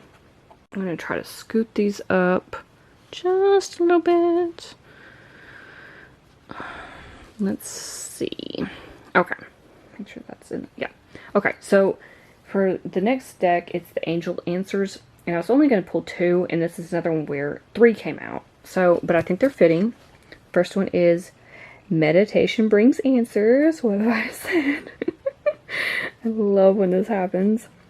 Yeah, all about going within, self-care, self-reflection, figuring out what it is you want, but you're going to have to meditate. The second one is Trust. Trust in the divine, trust in the universe, trust that everything's going to work out for the best for you and whatever your path is. And the last one is helpful people. So perhaps somebody's going to be helping you out with whatever you're meant to do in this life. Perhaps that's friends, perhaps it's family, perhaps it's coworkers. Maybe you're going to be meeting new people, and they're going to help you reach whatever, whatever goals it is that you want to do, whatever industry it is. Perhaps you're going to be networking, and you're going to meet, people within the industry. I keep thinking of stuff like entertainment, the entertainment industry. That could be music industry. It could be that you're a painter and, there's some little artsy cafe down the road and they display artwork, and you just decide, no, now it's time that I get my artwork out there and I'm going to go talk to them. And you walk up in that cafe and you're like, hey, can you display my artwork? Can that be a thing? And they want to help you out. Like, yeah, sure. And they can sell it for you, and that's how you get your name out there. It's just stuff like that. But you have to put yourself out there first for it to work out. So I feel like whatever it is you need to figure out, you're going to have to meditate, trust that it's going to work out, and the answers will come to you. And then you're going to have some helpful people along the way. They're going to push you towards achieving your goals and dreams. But let me read what the book says about the first card. Meditation brings answers. Okay. Trying to come up with an intellectual answer to your concerns hasn't been successful. That's because the solutions you seek can only be found by going within, through meditation or inner spiritual work. We may also gather insights from your nighttime dreams, as your subconscious creates solutions for you that are not available to your waking mind. Interesting. So yeah, you might be receiving, you might be receiving messages through your dreams. A lot of people keep dream journals, and write down their dreams as soon as, they wake up. And they can reflect on that later on and see if there's any synchronicities between what's going on in their life, what's happening in their dreams, that sort of thing. So that might be something you want to look into. The next card is Trust. It says, this is a time for trust. Sometimes there is sometimes there is no yes or no to a question. There are situations where we are better served by not knowing what is to come, so that the miracle can unfold before our very eyes. Like children opening a gift, part of the magic of our lives is found in the joy of surprise. Trust that your angels have something amazing in store for you, even if they can't quite tell you what it is. Ooh, a mystery. That's what it sounds like. But I feel like that's kind of like our entire lives. We don't know what the future holds, you know what I mean? So, it's all a mystery to us.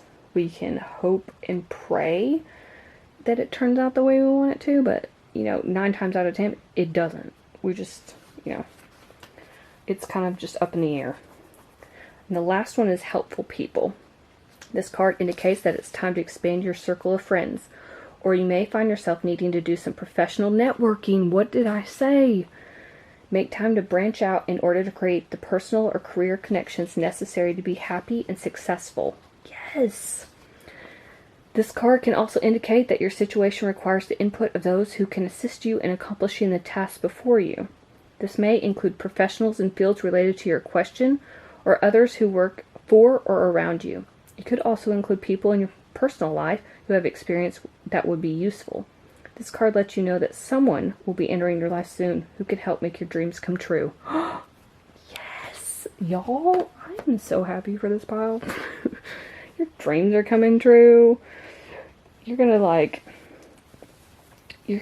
oh God, can you imagine just like everything coming into alignment, everything working out? Like, it goes from like your imagination, like you're just daydreaming about, oh, I can't, I'm just gonna use the painter thing. I'm not a painter, but I'm a writer, but I have all these paintings that I've done, and I don't know how else to get them out there. And then you go to that cafe and you're like, hey, can you display some of these and see if we can sell them? And then they all like get sold, and somebody comes along and just happens to be in that cafe one day, and they're like, oh my God, who does these paintings? I gotta get in touch with this artist. And then they tell you like, you should really do an art exhibit at blah blah blah blah, art gallery. And then you're like, oh crap, oh my, everything's like falling into alignment. It's better than what I had imagined. And there's that professional, helpful person that will come into your life with the right connections. And then it's like, oh, I've got to put all of my paintings out there in an art gallery. They're gonna have, what is it called? What is it, like an exhibition, I guess?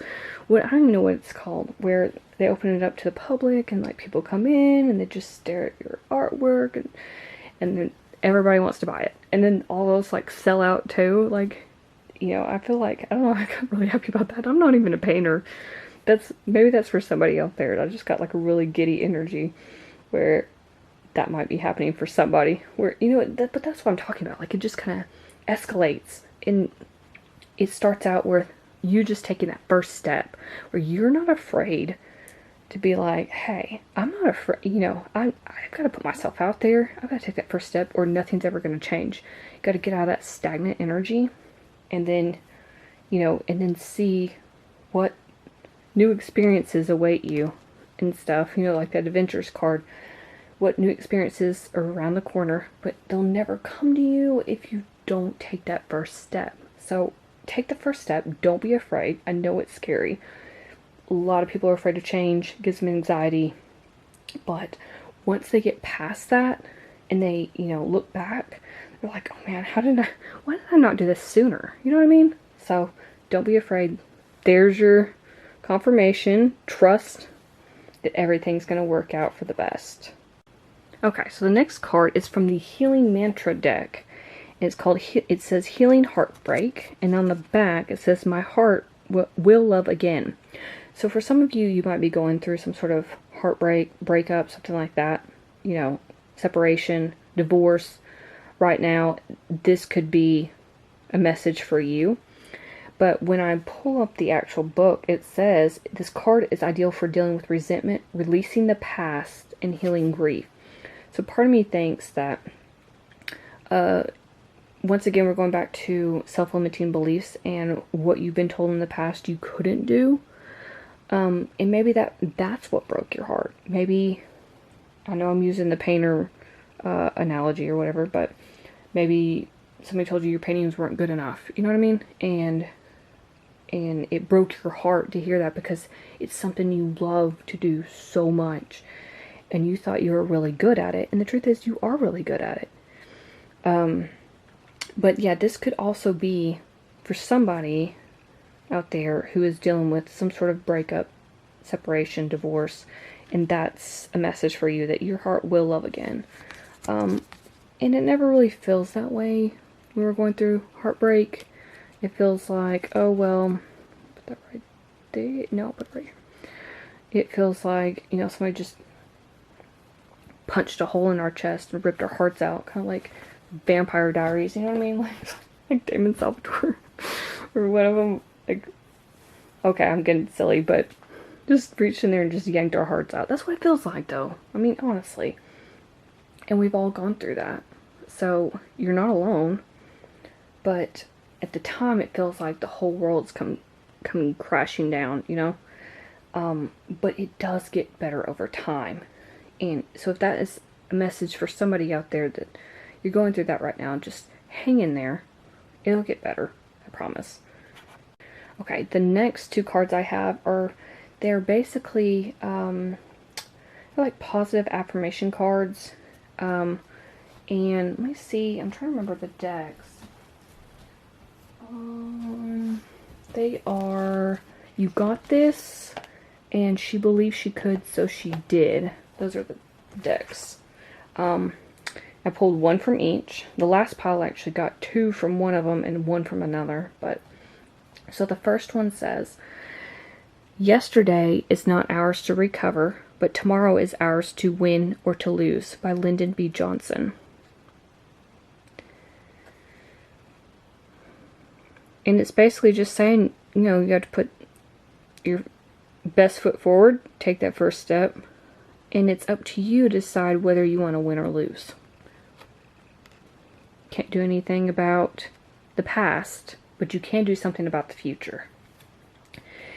And the next one is, "Jump high and hard with intention and heart. It's up to you to make your own life." What? By Cheryl Strayed. Yeah, that's pretty self-explanatory. I mean, I love how these connect, because it's basically saying it's your choice. What kind of life do you want to live? It's, you know, it's up to you to make your own life. I mean, there's no other explanation. I mean, how do you want to live it?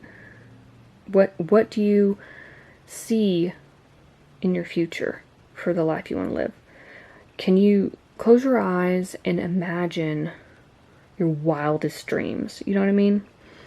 And just, you know, put yourself in whatever place it is. For some of you, it could be, I don't know, you could be in, like, own your own business, you could be acting, you could be, I don't know, famous. Maybe you're a famous YouTuber or something. Some of you could own your little cute cottagecore home, cottage in the woods, away from everybody else because you don't want to deal with people. I know that's a thing. I don't blame you.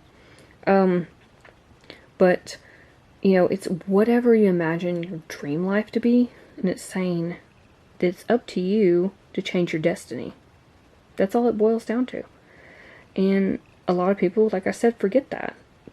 They are miserable and angry and bitter and not realizing that it's up to them to take that first step, make that first move. So, yeah, so it's all about taking that first step, making the leap of faith, and trusting in the universe that the universe has your back. And it does. So for the next two cards, it is the Romance Angels. The first one I think is going to be relevant for some people because of the recent card, Release Your Ex. Time has come to clear your energy. And I think this is going to be related to this Heartbreak card, which that would make sense. The next one is Attraction. You attract romantic love by enjoying this moment fully. So I feel like this card for me is like, you're kind of just doing your own thing. Look, she's just stopping to smell the roses. And then she's attracting real true love, not whatever this was in the past. So it's saying, go ahead and release. Allow yourself to heal. Go within. Do that self-care. And so you can get over that heartbreak. And then you're going to be attracting someone new. And the last card I have is, the past is now behind you. Release it and embrace new possibilities. A new path is now available to you. Follow it with faith. What? So it's basically saying, release the old, release that ex, embrace the new possibilities, which, what have we been talking about this whole time? They're right around the corner. New path is available to you. I told you, you're going to be putting yourself on a brand new path if you take that first step. And then you follow it with faith, which is basically trusting the universe. I mean, it doesn't get much better than that. So, I mean, I feel like this pile has a lot to overcome internally. Perhaps one of the obstacles is releasing and letting go of an ex. That's also internal too, but you know, that can be difficult for everybody. And then once you do that inner work, then it's going to just come down to thinking outside the box, figuring out your new path, and then taking that leap of faith.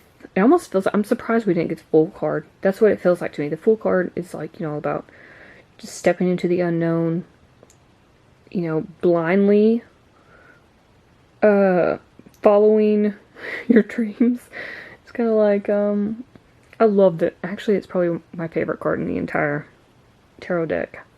Because I love that it just represents fearlessness. And you can't be afraid to go after your goals and dreams. And you can accomplish anything. And that's what the Fool believes.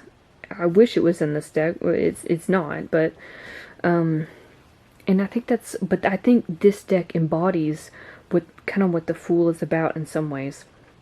So, yeah, once you overcome these obstacles emotionally, mentally, maybe even physically too, but once you overcome all those, do the self-care and the work, the inner healing, then you can take that first step towards whatever your goals and dreams are. And, you know, like it said, it's whatever those goals and dreams are, your success in those is right around the corner.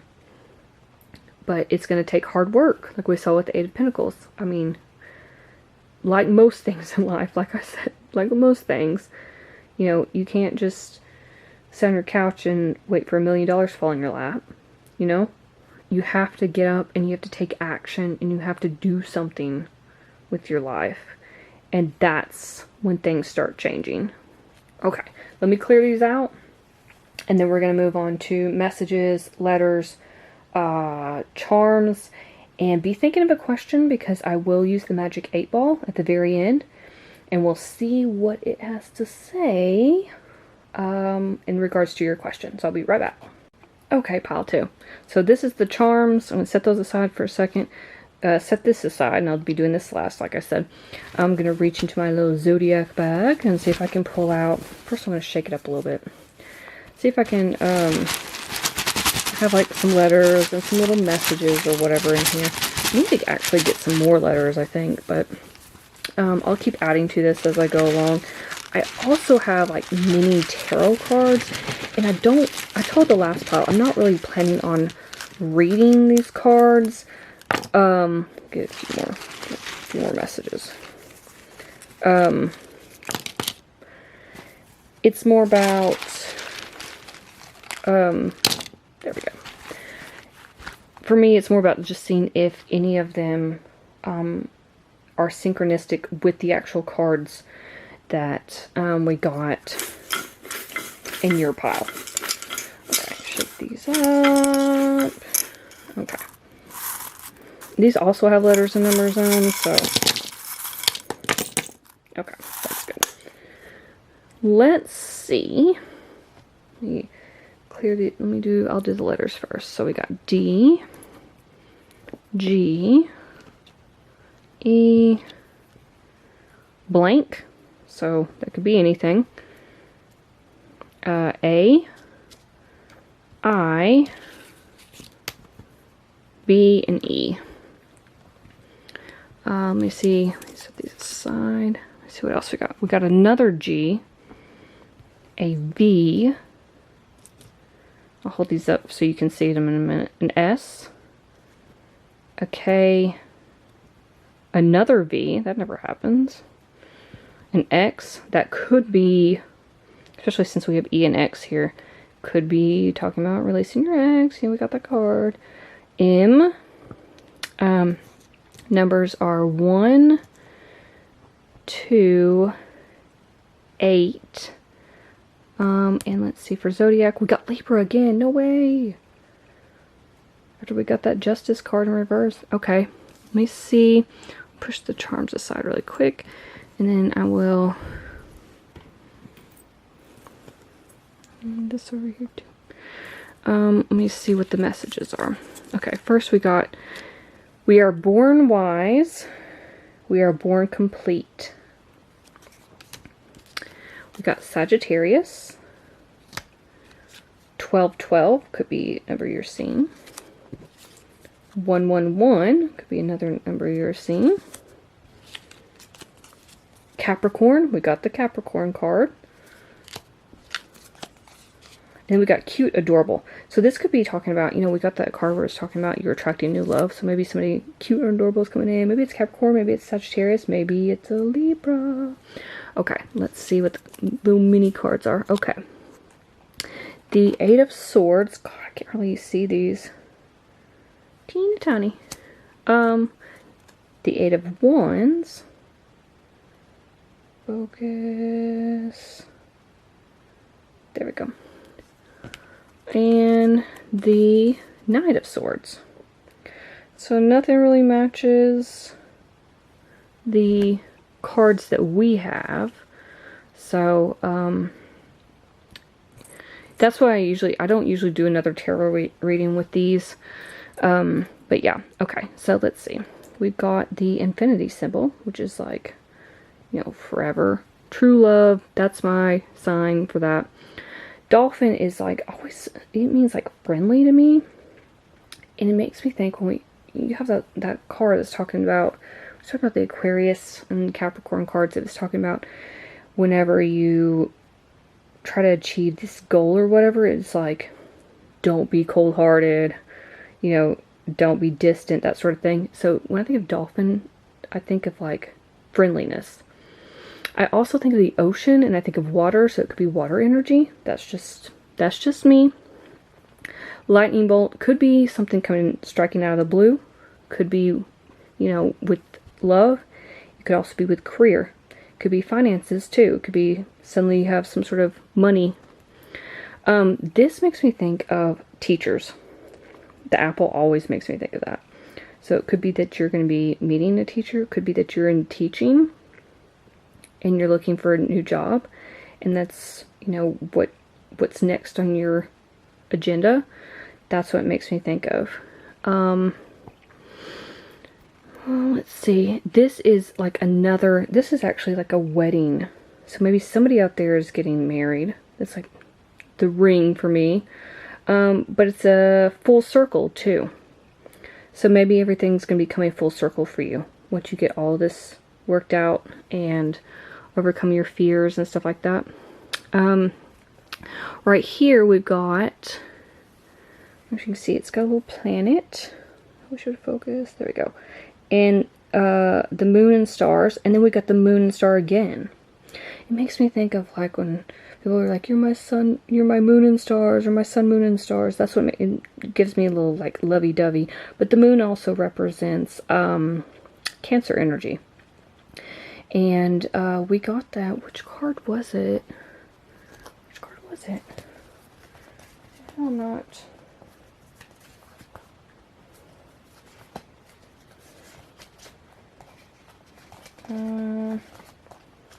Oh, the fourth house. I forgot about that. This card. I was like, I know we had Cancer energy in there somewhere. I remember. That's what happens when you have too many cards, I think. But that's what it makes me think of when I think of the moon. But it also makes me think of like when you're being lovey-dovey and you're like, oh, my sun, moon, and stars, sort of thing. This is quirky, like the Alice in Wonderland. It makes me think about going down a rabbit hole in something like career and finances. It could be that's what you're feeling like you're headed into the unknown, and you're not sure what's gonna turn up on the other side. But you just kind of have to keep the faith. You gotta keep going. Let's see. Got we've got love here too, which ties in with, you know, that attraction card that you got, and the infinity symbol is what I was thinking, but also like the sun, moon, and stars sort of thing. This goes with, where's that card? Where's it? You know the one I was talking about, was it the change card? Yeah, look, balloons. Like you're finally floating away and you're, you know, being released from wherever you were, and that you're going in a new direction. That's kind of what it makes me feel like. And then when I think of the umbrella, I think of like protection. So in this case, in this scenario, it could be that you're just divinely protected on whatever path you choose. And then, let's see, I think that's, oh yeah, I got the little carrot too. I'm trying to think of what the carrot, I was thinking about it with the rabbit earlier. But it could also be that carrots are solid. I know that sounds kind of silly, but they're solid, and they also, what's strangely coming to me is like you dangle a carrot in front of a horse to keep it moving. So maybe something, your goals and dreams are kind of like the carrot. They're going to be dangled in front of you to keep you going with that momentum, to keep you motivated. So yeah, that's what I've got for those. So go ahead and think about whatever your question is, and then I'll turn this over and we'll see what the answer is. I'm going to go ahead and shake this up. And then, what do we get? Cannot predict now. I don't know if that's going to, please focus. There it goes. Cannot predict now is the answer. Alright, pile 2. I hope that was helpful in some way, and I'll see you in my next video. Thanks for watching. Bye. Hello. If you chose pile number 3, then this is your reading. Got the Tower in reverse. So I want to start off by saying too that, and I told the other 2 piles, I have a lot of cards that I pulled, and I pre-shuffled all of them because there were so many, and it would have taken forever to get them shuffled on camera. So, but in the future I don't plan on doing all that. I just wanted, there's a lot I wanted to add to this pick a card reading. So anyway, I'm going to try to get through this and not take too long. I took a while on pile 1, and pile 2 was a little bit shorter, I think. So hopefully I won't be too long on pile 3. Anyway, okay. So the first card was the Tower in reverse. So with the Tower, it talks about some sort of like, basically it's upheaval. Something sudden has happened in your life, and it's kind of turned your world upside down. You know, it's like the lightning strike on here. It's usually from some sort of outside forces, and it's basically your entire world's kind of come toppling down, or that's what it feels like. In reverse, it can be that you might be in a bit of a denial about what's happening, or you might be overreacting to something that's very sudden, that happened very suddenly. For me, it's like, now, you know, this is like, when it's upright, it's always, it's like you're kind of in shock almost. Like, oh, I can't believe this happened to me. In reverse, it's like you don't really have an option, but you've got to react. Like, you're past the shock phase, you've got to react to it now, if that makes sense. So now, whatever it is, whatever this has, you know, whatever's happened in your life where it's kind of turned everything upside down, it's, you got to make a decision about it.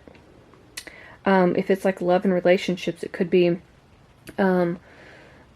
maybe somebody has suddenly decided they want to break up with you, they want a divorce, you know, or you were dating and things were going great and suddenly they're giving you like the cold shoulder. And you're like, what's going on? It's like, you know, out of the blue sort of thing. But now that you've kind of overcome the shock of it, the initial shock, it's like, you've got to come out of that and you've got to do something about it. And it's kind of like, this time, you know, when it's in reverse, it's like, instead of, you know, here it's, you got the outside forces that have created this issue, and now it's about going within. That's how I see it anyway.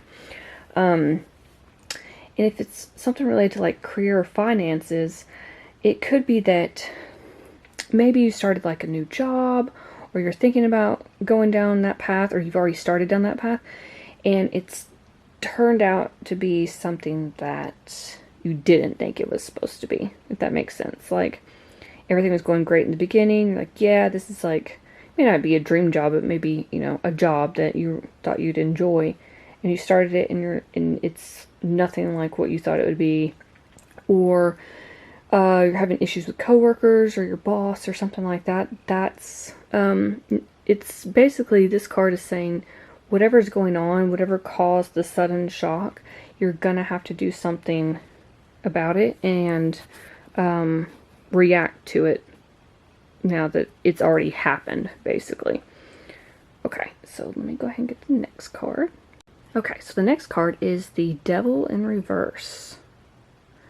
So upright, the Devil, this is probably one of my least favorite cards in the deck. It's basically, it can be a very negative card.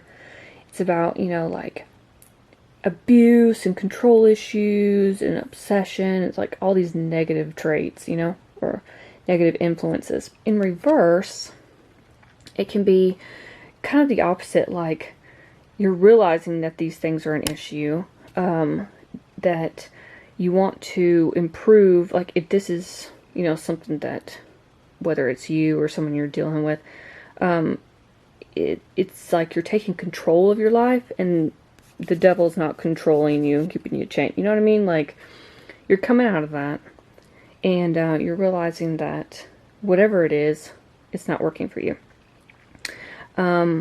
If it's like a love relationship sort of thing, it could be that you were in some sort of relationship or marriage or something like that where it's just up and down, up and down, up and down, like a rocky road, basically.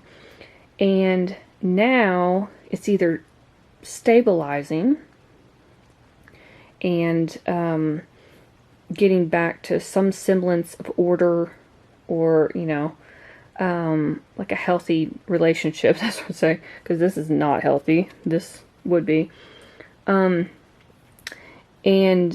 Or because you got the Tower in reverse here, it's like, where there's been, some sort of shock or whatever. It could be that you're coming to the realization that it wasn't working out, and you kind of knew it wasn't working out. Like, there was too many issues. Maybe it was, like abuse, control, obsession. There's some sort of imbalance going on in your relationship, or it didn't even have to be a relationship. It could be someone you were dating, and there's, red flags galore, that sort of thing. Or even a marriage. So coming out, when you're coming out of this and then this together, to me, it's saying that you're realizing that whatever that shock was that hit you, it was like, it needed to happen, basically. If it's like money or finances, or money or career, sorry, it would be, maybe like you, like I said here, where you thought you had something good going on, and you're coming to that realization, because this is all about like realizing something wasn't working out, something was bad for you, basically, and improving on whatever it was that wasn't working out. So it may be that you're, with your career and finances, it could be that you realized that this job or whatever this path was that you're on wasn't the path for you, and now you're trying to rethink what you need to do differently. It could also be that you kind of feel relieved that you're out of some sort of situation. It could be relationship, could be business, whatever. It could be that you felt, chained down, and that it was something you couldn't get out of, and now you can. It's essentially what it's saying. Now you're about to get out of that, whatever it is, like I said. And then it's going to provide you some sort of relief. I see it also as like, it's all about, because on the opposite, when you flip it around, upright, it's bad. I just don't like this card. But it's, like all those negative traits. But when you flip it around and it's in reverse, it's like you're finally learning what a balanced, healthy life is. Not just like relationships, but like all aspects of your life, sort of thing. So whatever your original initial shock was, it's like you're coming to the realization that it needed to happen, and it was probably for the best. Okay, so the next card is the Ace of Cups in reverse. A lot of reversals going on. So upright, the Ace of Cups, it's like you're being presented with a cup. Most of the time this is love related. But it could be, to me, it's almost like because it's water is always healing. Water washes away, your problems, basically. Washes away the mud and the muck, right? So I could see it as like a healing card, too. Not just love related. Could also be like a fresh start. In reverse, however, it's more of like, it's the end of something. And instead of healing, it's almost as if like your cup has spilled, it's turned over and the water has fallen out, and it's like it's been drained. So maybe you're feeling drained with all this other stuff that's going on in your life. And that would make sense because with the tower and stuff, it's almost like it was the end of something. Something ended. You got over the shock. You come to the realization, hey, there's a reason why this didn't work, probably for the best, and now you're into, you're just exhausted. That's what I'm getting from this. It's the end of something, could be a separation for some of you, and that, yeah, you're emotionally, mentally, and maybe even physically exhausted about this. For love and relationships, it's almost like you spent all of your time and energy on someone and they didn't reciprocate that same energy or time, It's like it was very, almost unrequited, just one-sided kind of love. That's the feeling I get. It may not apply to every one of you, but, and with this being like endings, it's, I think of it, the hand's extending, but then when in reverse, it doesn't, even though it's on here, it'd be like pulling away, like, no, I'm not gonna give you this cup. So for me, it'd be like the end of something, which, like I said, would make sense. If it's career and finances, it could be, like I said about the job situation, if that's the case, it could be that you come to the realization that, shocker, this isn't what I thought it was going to be, or these coworkers treat me like crap, or my boss treats me like crap, whatever. And you're like, I've got to do something about it.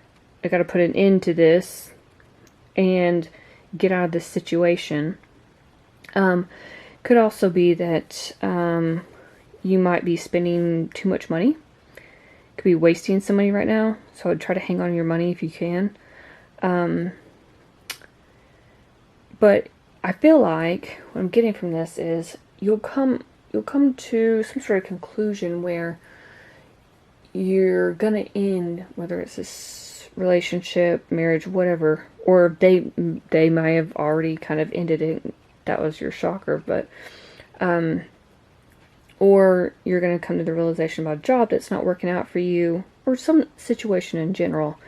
But I feel like there'll be something else just around the corner. That's my intuition, my Pisces intuition telling me that there's something else that, even though, usually when a door closes like this, another one opens, right? We may not see it at the time, but that's exactly what's happening. It's like the universe is like, hey, this isn't working for a reason.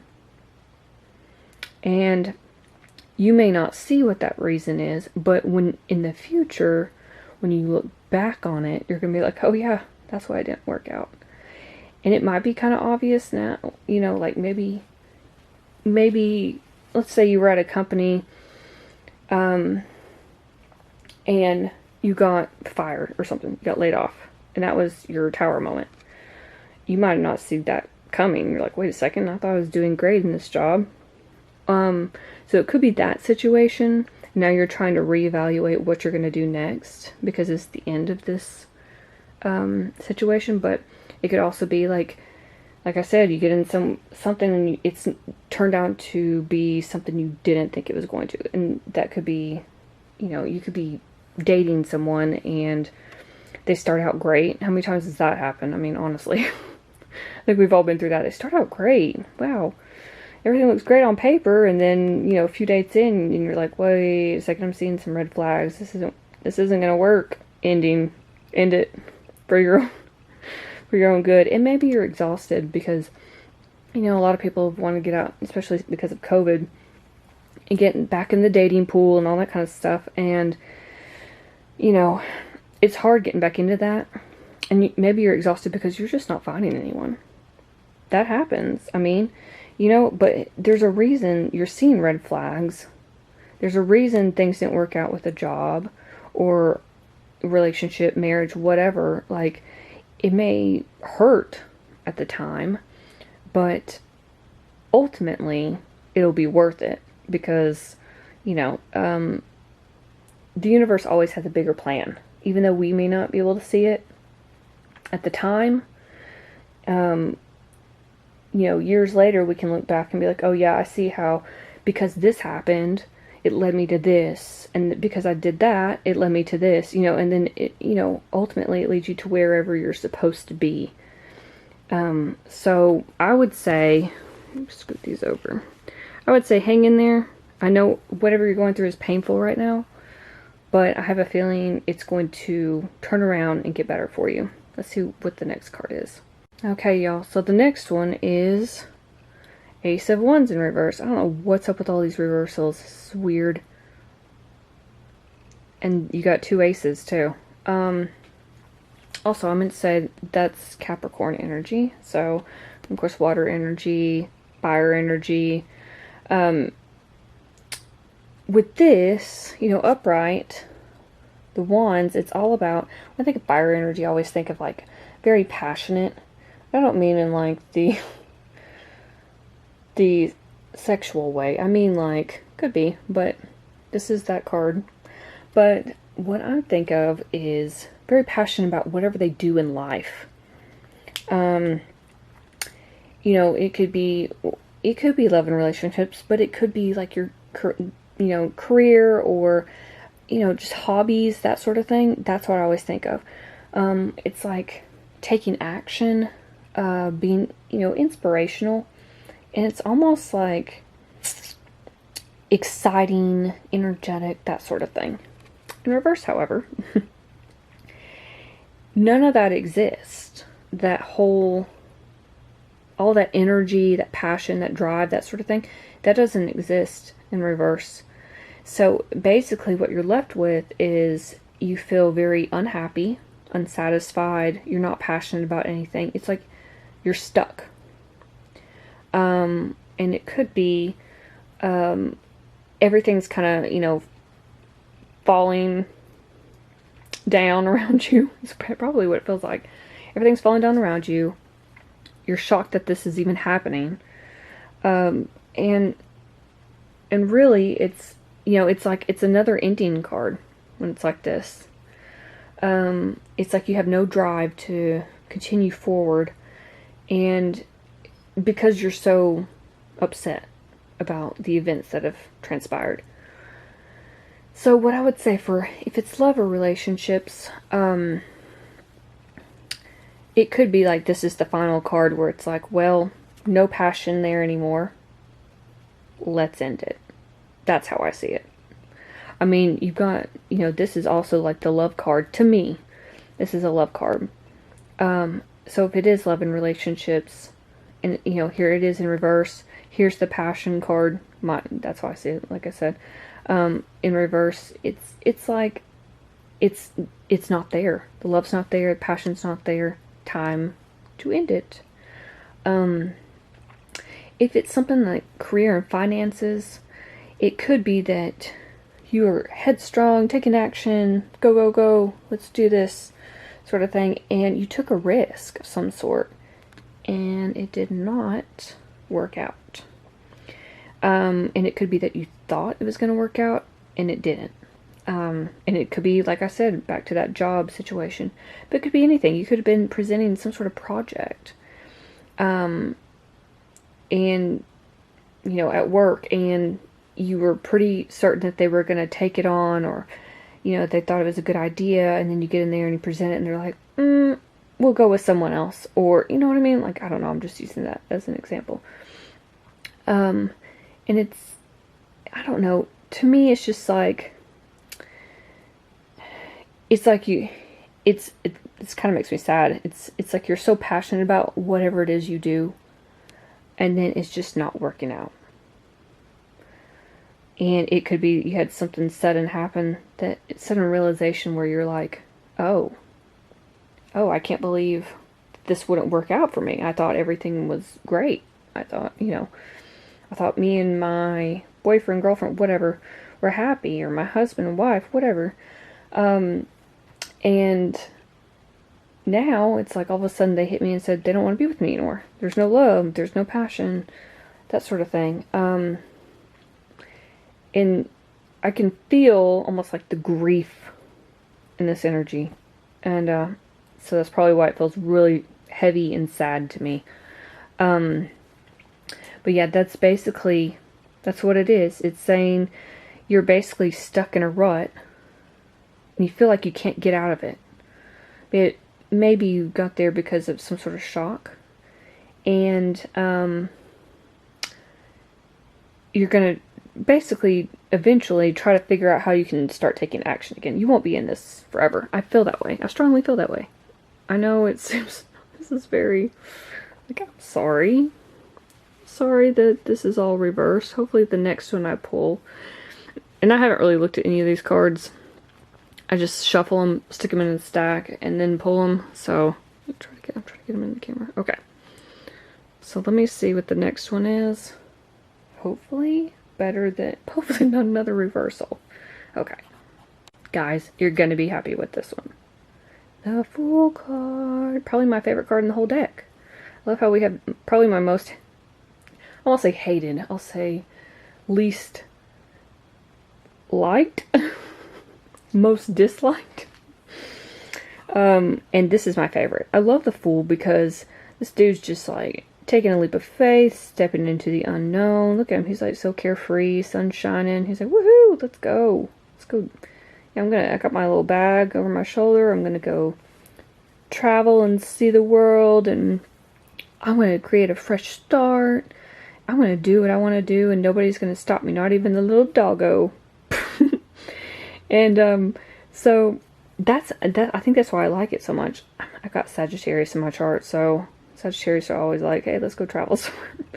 But so I think that's why I like it. But I also like how carefree and like free-spirited the Fool card is. It's all about change, and I think a lot of people are afraid to change things in their life. Like, we get kind of stuck in that rut, and we don't know sometimes how to get out of it, or if we think about getting out of it, it might actually scare us, even though we may not want to admit that to ourselves. And sometimes, though, the universe, actually a lot of times probably, the universe kind of just gives us a swift kick and says, hey, no, you can't stay stuck like this forever. You've got to do something. You've got to take action. If this was upright, you got to take action. Find a new passion, new job, start dating again, whatever it is, and be fearless. And that's what I see with the Fool card. It's all about being fearless, conquering your fears, making a change in your life, and, just being spontaneous and getting out there and doing what, you love to do. So, it's kind of like out with the old, in with the new. I mean, some of you could be totally changing up your lives with all of these reversals and then this popping out. It could be like you're moving to a new house, some sort of new location. If it is love and relationship related, it could be that after this roller coaster ride, if this is related to love or relationships, You could be stepping out and getting back in the dating game, you know, after a breakup. Or it could be like if you were dating someone and like I said, they were raising some red flags and you're like, this isn't working. You end it and then like, bam, you're back in the dating scene and you're like, hey, I found someone that doesn't give off red flags. You know what I mean? And then with like career and finances, it's basically, this is like a lucky card. So it's all about, like I said, taking that leap of faith. And, you know, he's about to step off the edge right here into the unknown, into the abyss. But he doesn't care. He's like, I'm fearless. I'm just gonna take that step and see where it leads me. And sometimes we have to do that in life.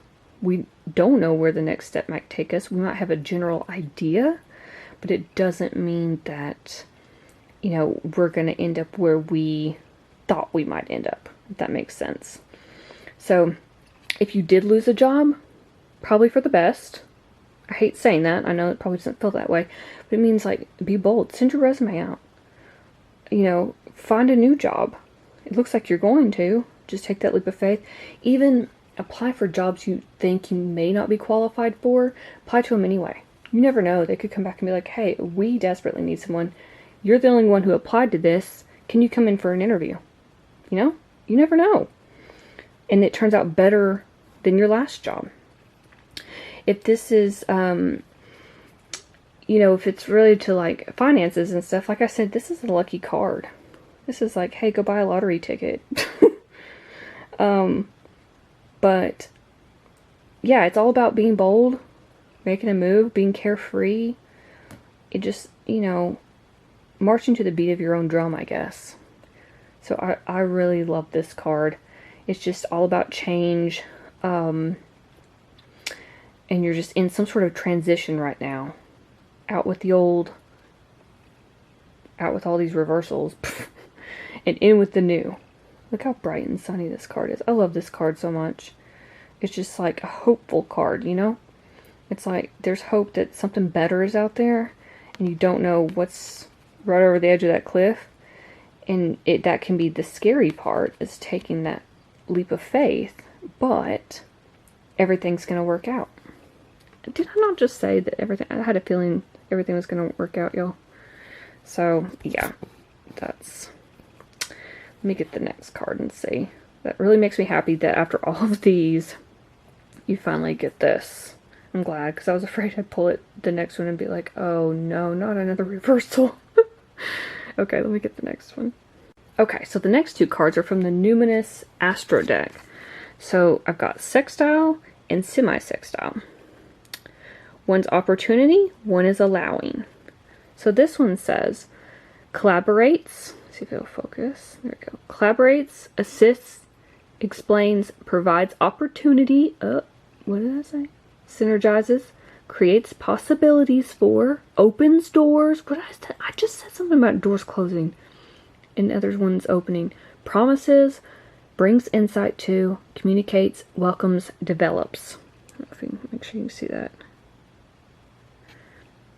Also, I'm seeing like a painter's palette on here.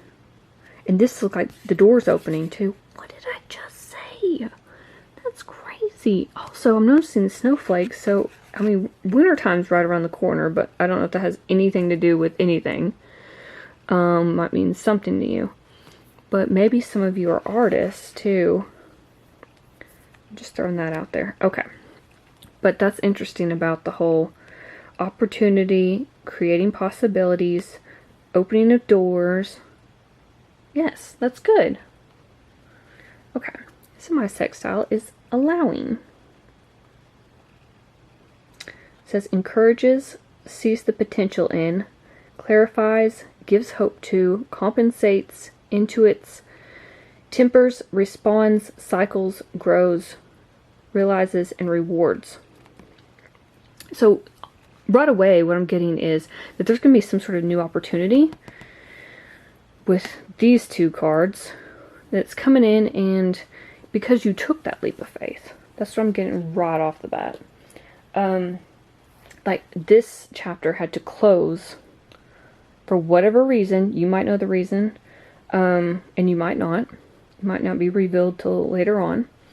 And you had to take that leap of faith so new doors would open for you. I'm also seeing, with this one, it's talking about, encouraging and seeing potential, and it says gives hope to. So I just said something about, like this being a hopeful card too. And I also, the one that stuck out to me is cycles and grows, these two words. Because I feel like it might be that you're at the end of some sort of cycle. Focus, there we go.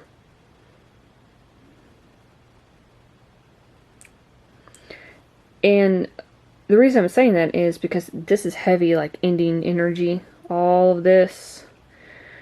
And it felt like you were at the end of some sort of cycle. Typically, when doors are closing, that's what happens. And you're coming into the new hopeful energy with the Fool card.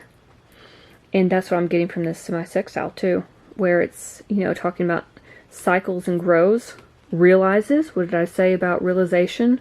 You're coming to the realization that something wasn't working out. It wasn't for you. And it was for the best that it ended. So let me get the book really quick and see what it says about these two. I guess they're probably right next to each other. Let's see. Okay, sextile. Yep. It says this card is your golden ticket to creative expansion, asking you to flower open to a new way of being with and perceiving your situation. There's a return to innocence quality to the sextile, and you're invited to revisit internal treasures you may have let languish and re-inspire yourself.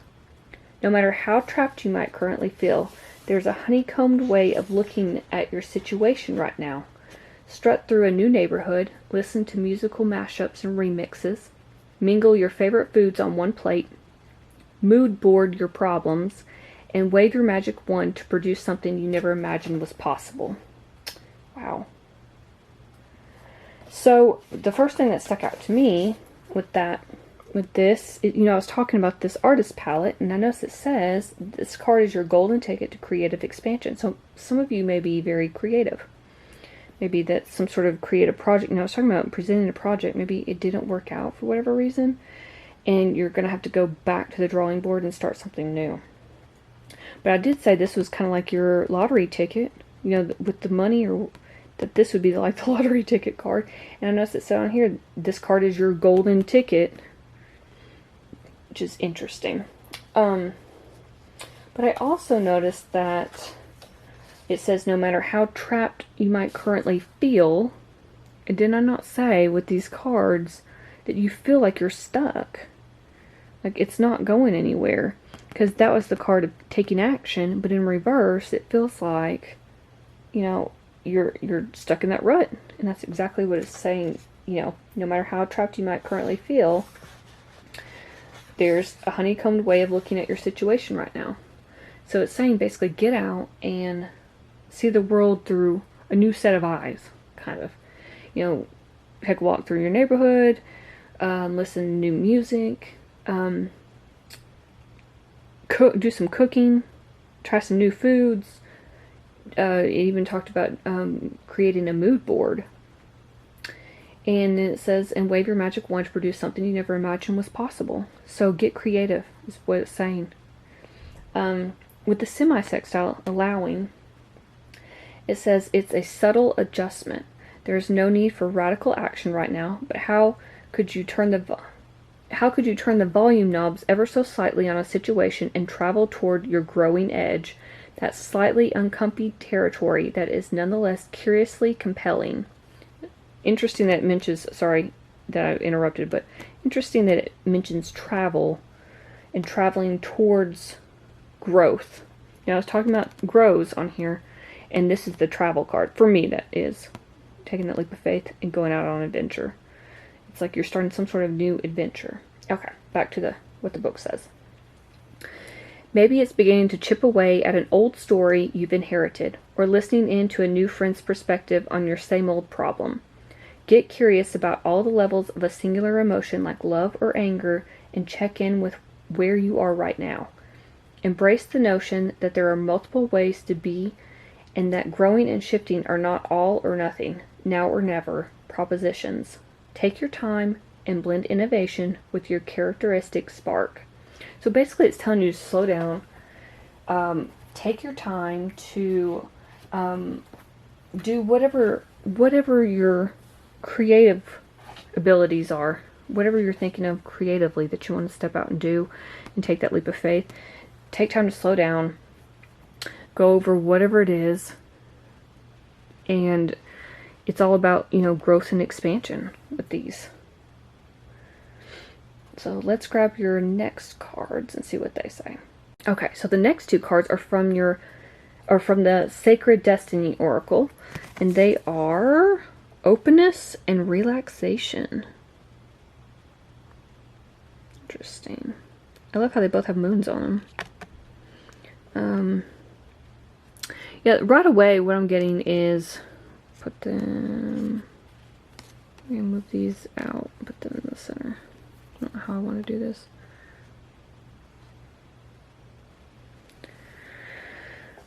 Right away, obviously the relaxation's speaking to me. That maybe after all this turmoil you've kind of gone through, that's hit you hard, you haven't had a moment to breathe, and then it's telling you you need to relax.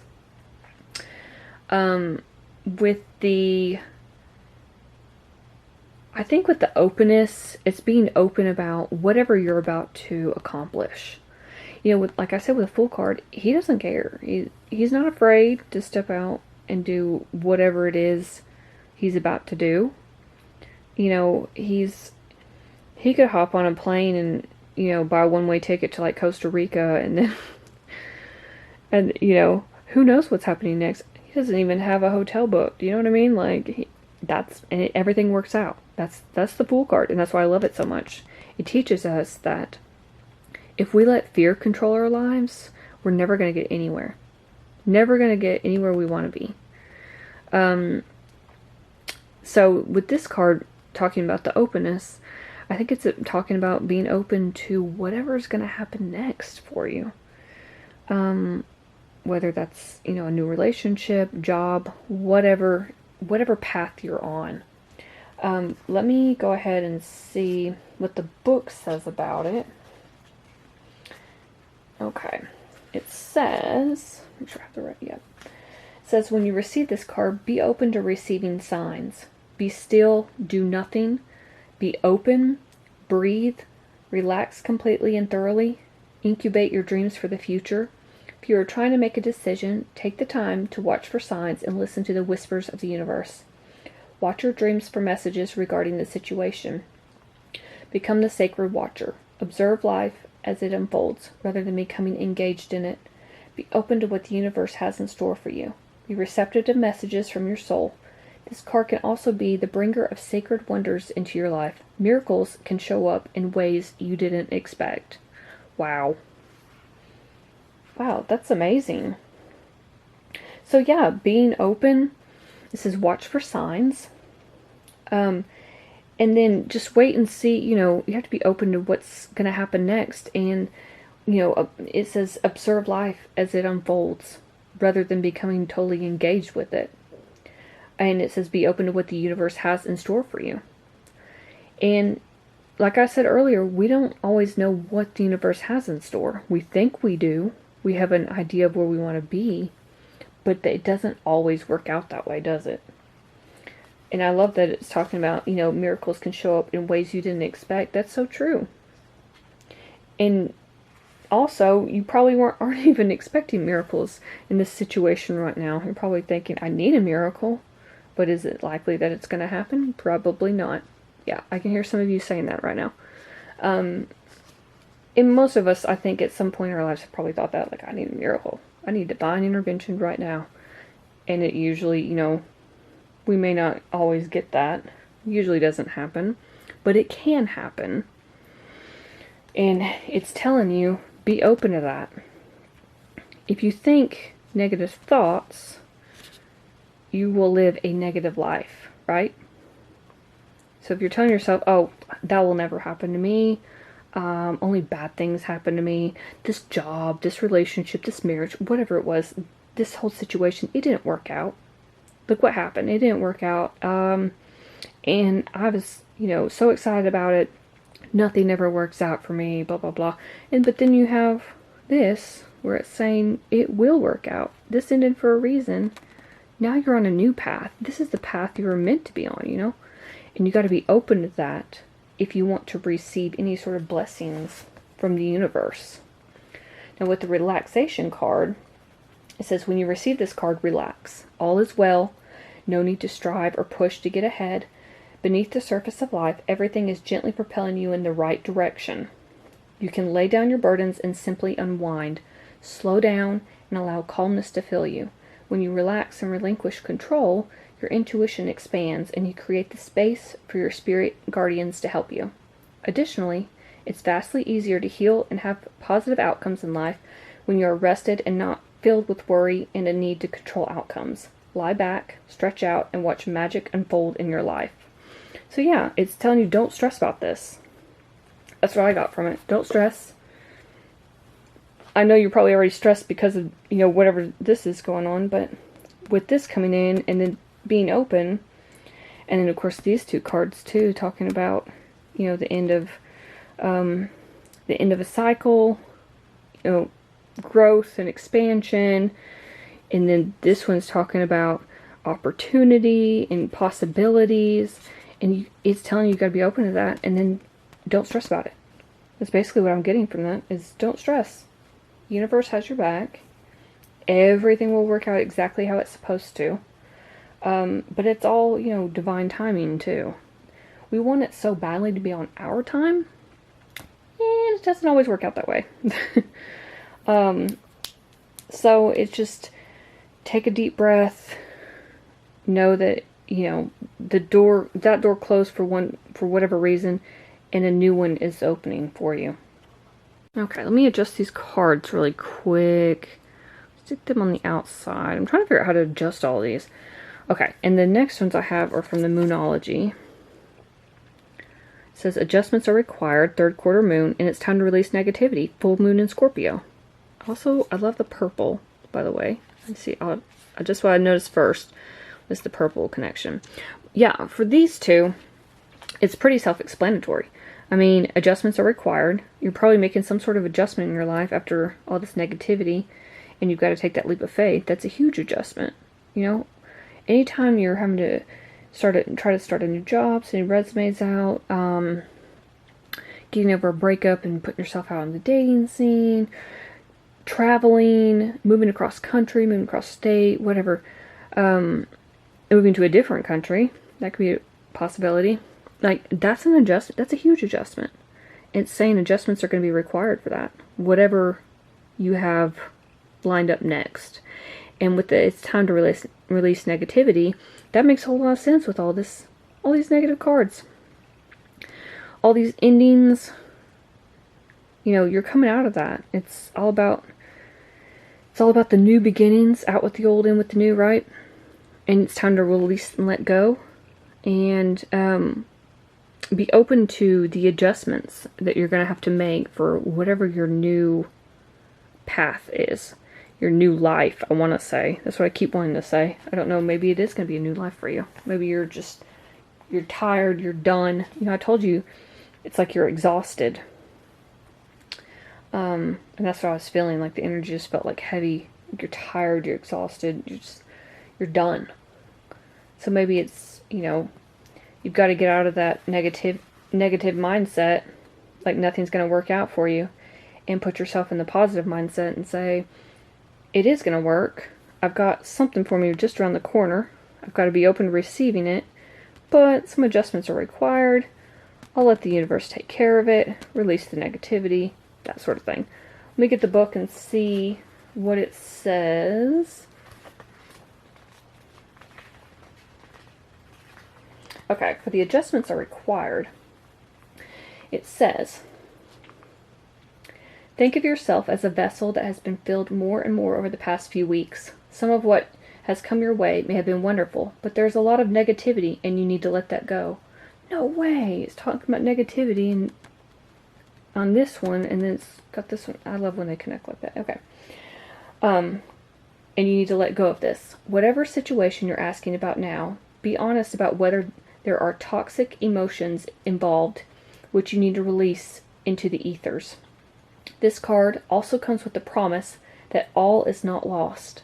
However, there are changes or adjustments required before you will get to where you want to be. A change of course is forecast now that recent events have been understood and acted upon.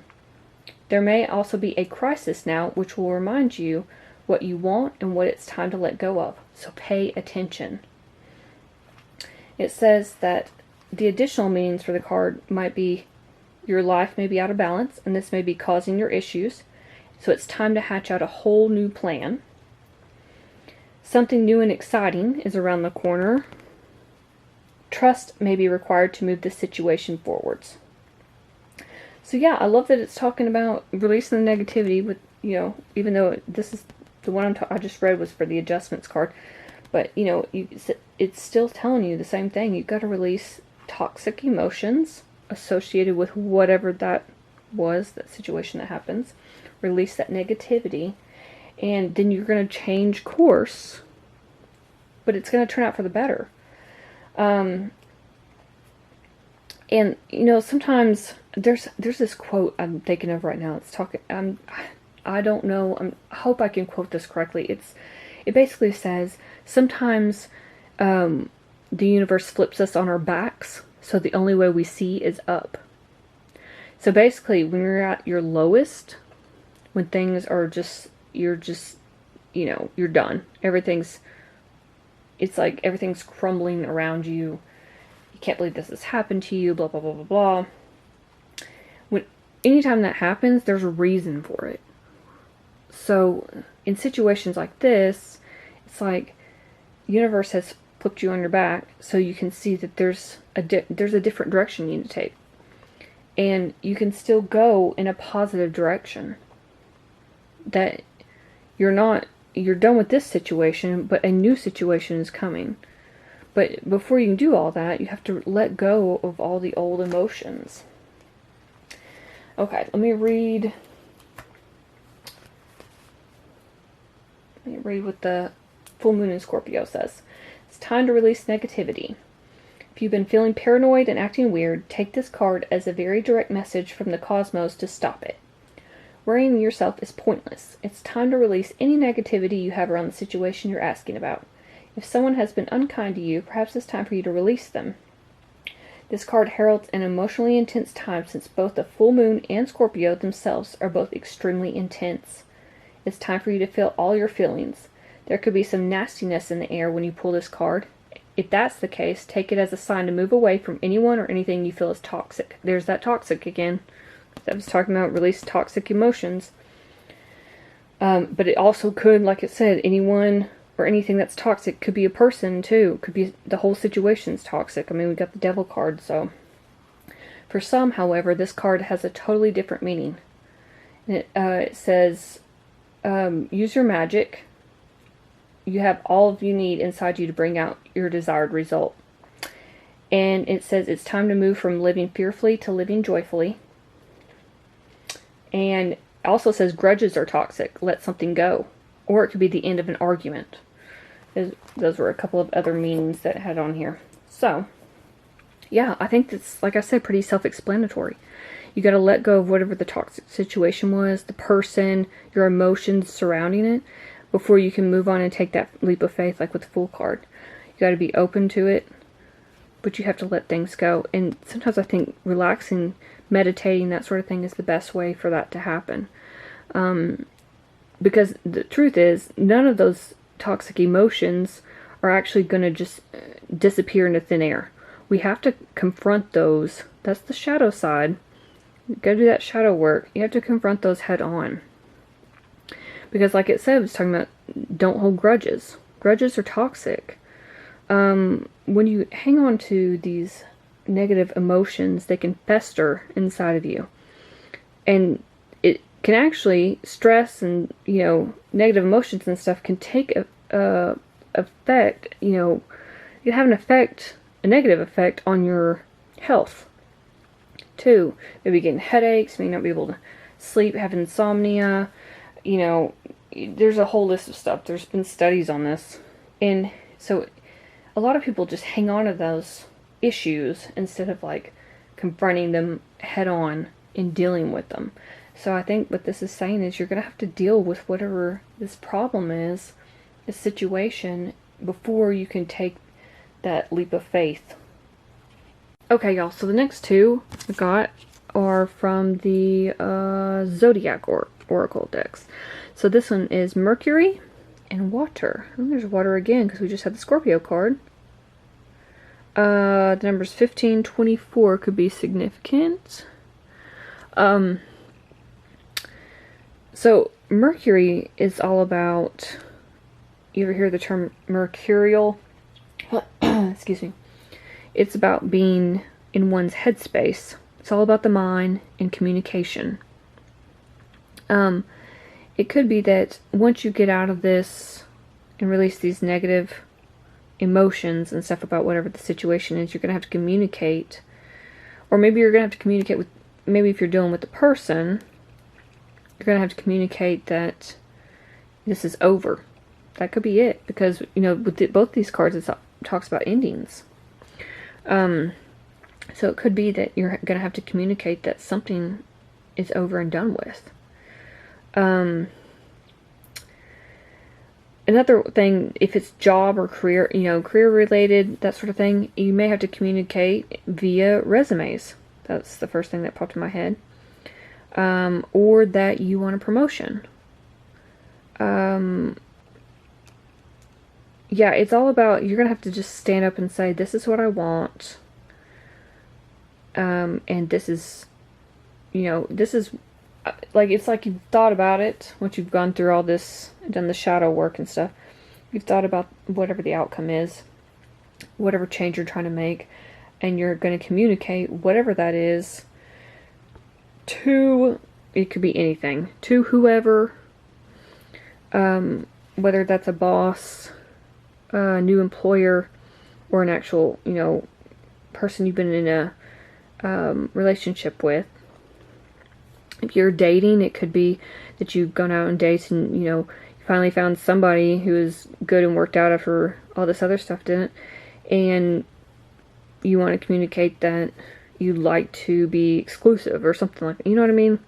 And it could be that you had to release these negative emotions surrounding previous relationships, not working out or being toxic, the red flags you've seen in people you've dated, you know, that sort of thing. Like, because you can't blame people in the future for the people who were problems in the past, right?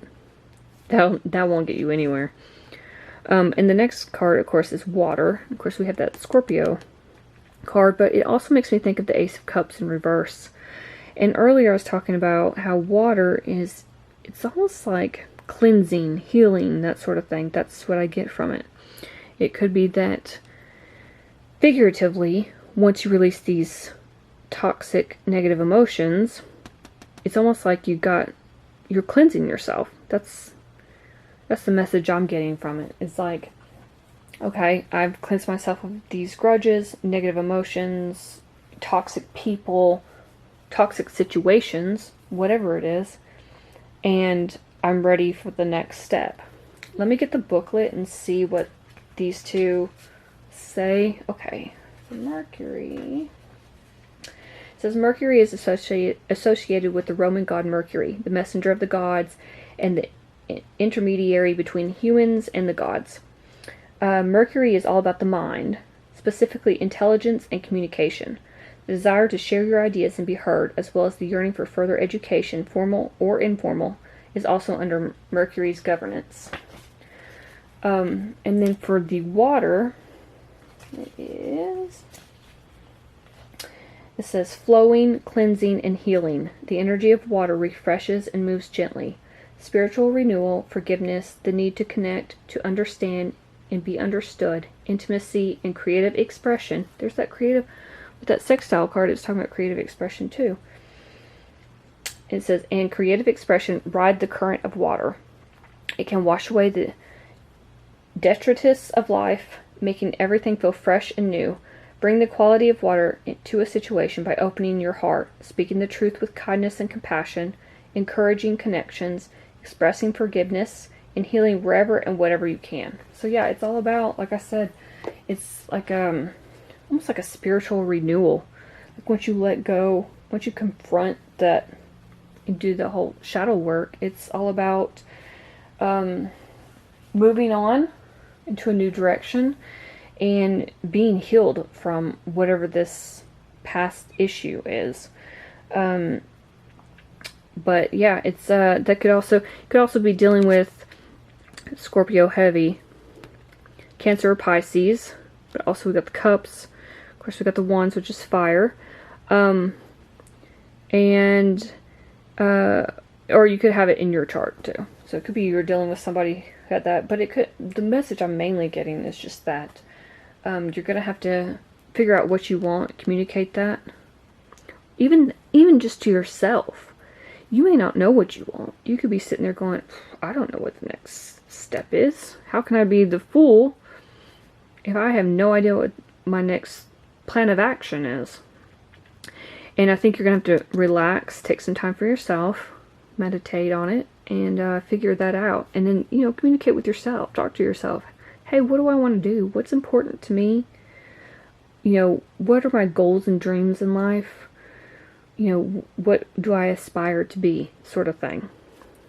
Confront your negative emotions and then cleanse it and wash it all away, basically, with the water. And you'll feel like a totally new person. Okay, the next two, let's see if I can put these. I'm going to just scoot some of these up, I think. See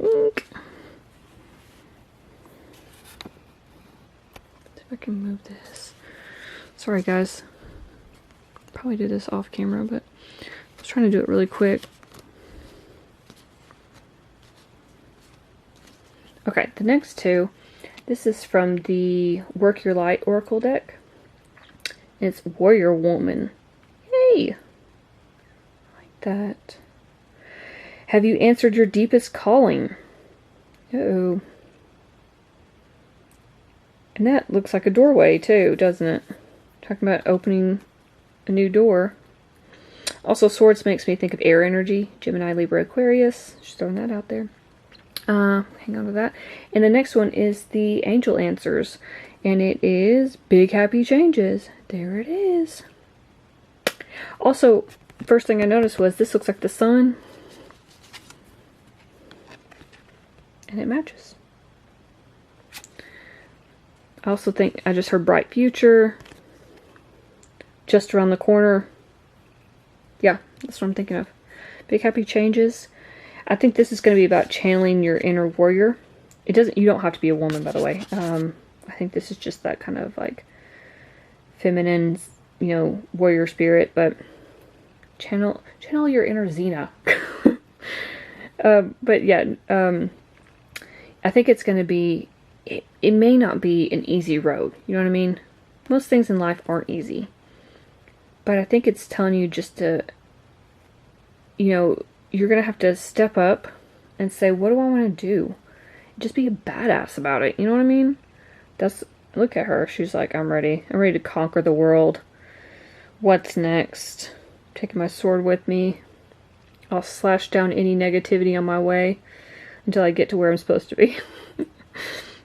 And then this is obviously self-explanatory. Big Happy Changes. I think once you release all this and cleanse yourself of all the negativity, it's going to be right around the corner. That's what I'm hearing. Right around the corner. Big Happy Changes.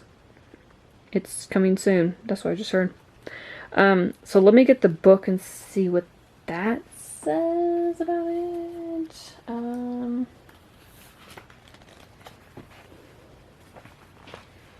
Okay, it says, you are here for a reason.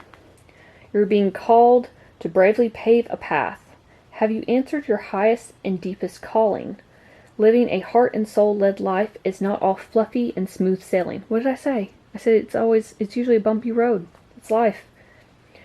Living a heart and soul-led life requires courage to triumph over fear. What did I say earlier about the whole fear?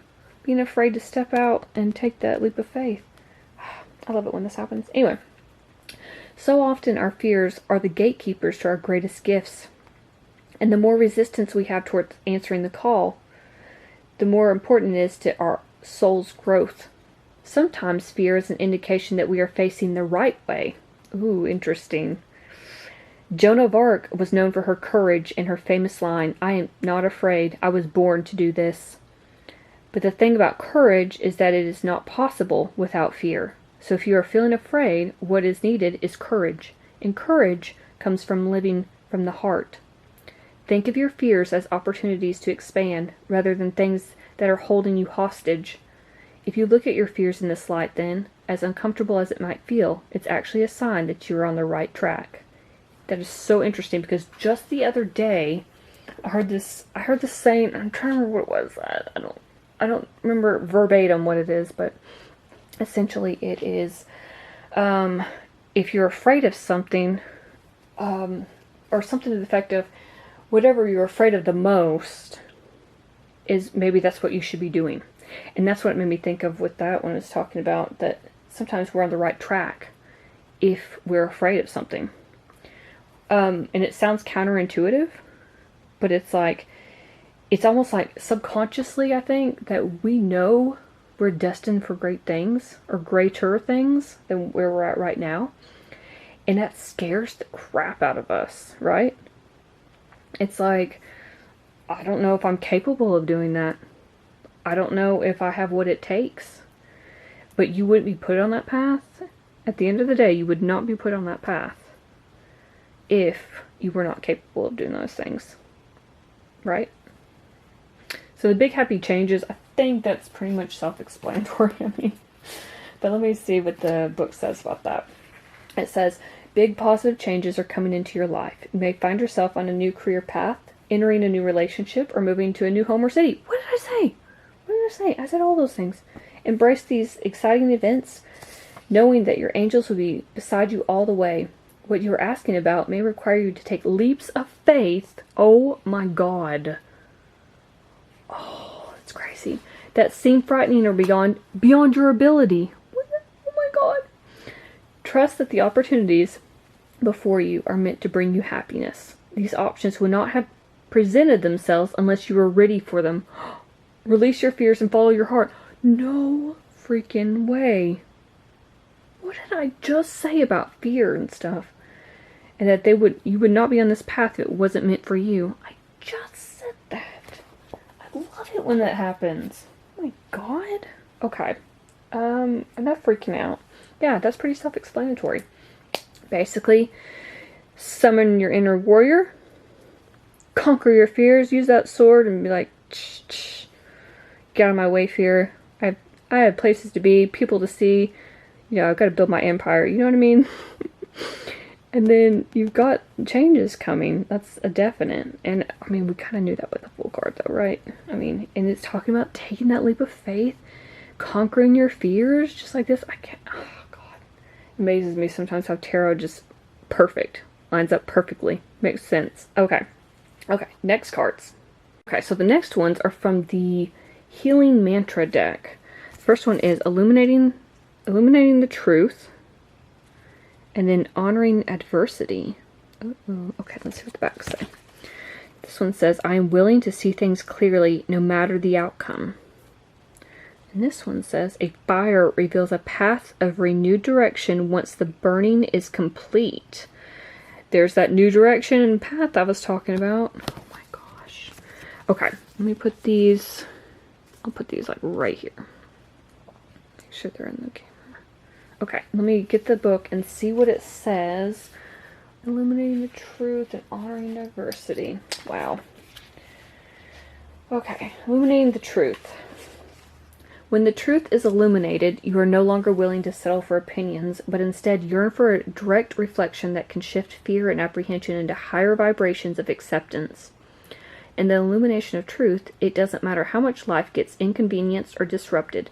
Instead, the recognition of fact versus falsehood allows you to move past the shattering of expectations to commune with the reality beyond the horizon of your ingrained ideas. This mantra is ideal for recovering from betrayal, healing abandonment, and dealing with distrust. And then the next one is the honoring adversity one. And it says, when adversity is honored, life is appreciated as oscillating cycles of deterioration and renewal. Deterioration is the natural process of new things becoming old. What's that? Oh my god. Okay. While renewal is the process of old things becoming new. No way. What did I say earlier about out with the old and in with the new? Okay. I'm freaking myself out on this reading. I'm so freaked out. Anyway. As you learn to honor these two interconnected processes just as naturally as the changing of seasons, you are able to embrace adversity. It is not a punishment, but a gift of renewal birthed out of the ashes of erosion. This mantra is ideal for processing unforeseen changes. What? With the Tower card? Overcoming superstitious beliefs and surrendering the ego. Well, that's interesting. So basically it's talking about the same thing, like, you gotta overcome the adversity, whatever path you're taking, whatever path you're on. I think this is definitely confirmation. It's lining up too much when it's talking about, like, the same thing, using the same, phrases and stuff that I've been saying the whole reading, about going down a new path, conquering your fears, that sort of thing. I think it's just confirmation that whatever direction you're taking next, whatever you're about to do, is the right one for you. So let me go ahead and get the next two cards. These are positive affirmation cards, and one is from the She Believed She Could So She Did deck, and the other one is from the You Got This deck. So the first one is,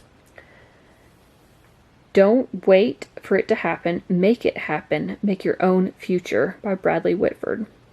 I mean, these are always self-explanatory. There's no description about these or a booklet or anything like that. They're just inspirational, positive affirmation cards. I really love them because on any given day, you could be having a bad day and you're like, let me just pull a card and see what my inspirational quote is for today. But yeah, this is saying the same thing. It's, you got to take that leap of faith and go out and make something happen. It says make your own future. Like I said earlier, what is it? What are your goals and dreams? What do you want to be? Who do you want to become?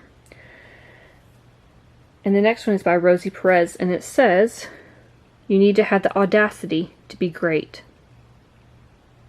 And I was just said earlier too, I was like, you got to figure out what it is you want to do to be great, be greater, do great things compared to where you are right now. So it's, get up, take that leap of faith, make something happen, and then, set your goals and dreams to greatness, essentially. I mean, do you really want to be mediocre? I think that's the main question. Most people don't. Some people might be okay with that. Just having a decent life, But if you knew you were capable of doing so much more and being more, wouldn't you want to do that? I would. And I do. Okay, the next cards I pulled, I actually got 3 romance angels cards for this one, rather than 2, but I just took the 3rd one. Some of these piles ended up getting some extra cards. This pile was one of them. I think the other piles only got like 3 of the Rider-Waite, but anyway. Okay, so the first one is, let go of control issues, allow the situation to unfold naturally. And then give your relationship a chance, work on your partnership, and getting to know each other. As you reveal your innermost selves to each other, your bond deepens. So I totally feel right off the bat that this is a new, make sure that's in the camera, a new situation, relationship, dating, whatever it is. I feel like it's brand new. With the getting to know each other, it makes me think of the dating, which I was talking about earlier. And then also with the let go control issues, it says allow the situation to unfold naturally. So yeah, don't try to control the situation. Maybe you're one of those people who likes to move kind of fast, Or maybe the person you like to move slow at a slower pace, and the person you're dealing with wants to move fast, and you guys are trying to figure that out. But it is saying give your relationship a chance, work on your partnership. So I do think that's a positive card for, I mean, all of these are pretty much positive. It's just, it sounds like it's in the beginning stages of whatever it is that you are dealing with. So, and the last one is freedom. There's nothing stopping you. The path is clear if you want it to be. I can't make this up. Oh my god. All about taking that leap of faith and starting on a new path, isn't it? You're gonna have your freedom. You're gonna be free. Like, a lot of people don't feel that way, you know? A lot of people feel tied down. You know, or going back to the original cards, where you can feel like you're stuck in a rut. You're not going anywhere in life. But that Fool card matches up with this perfectly. It's talking about freedom. Letting go of that fear. Having courage. You know, like we saw with the Warrior Woman card. Having courage. And it says there's nothing stopping you. The path is clear if you want it to be. So it's all up to you. Wow. It's amazing. Okay, I'm going to clear these cards. I'm going to pull, we got some messages, we've got charms, I'm going to have some letters and numbers, and then I also have a magic 8-ball. So I always tell everybody, just think of a question, and I'll do that very last. So we'll see what the 8-ball says, and see what the answer to your question is. Okay, so let me clear these off. I'll be right back. Okay, got all this cleared off. Let's get this. See if I can zoom in. Let's see if I can. Okay, move this out of the way. That. Let's see if I have messages. I keep adding new messages to this bag, by the way.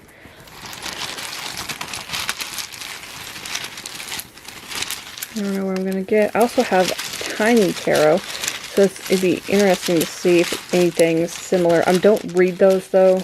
Be interesting to see if there's anything similar to the main cards that we had. Okay. Just little charms. Got some extra letters and numbers in here too. Okay.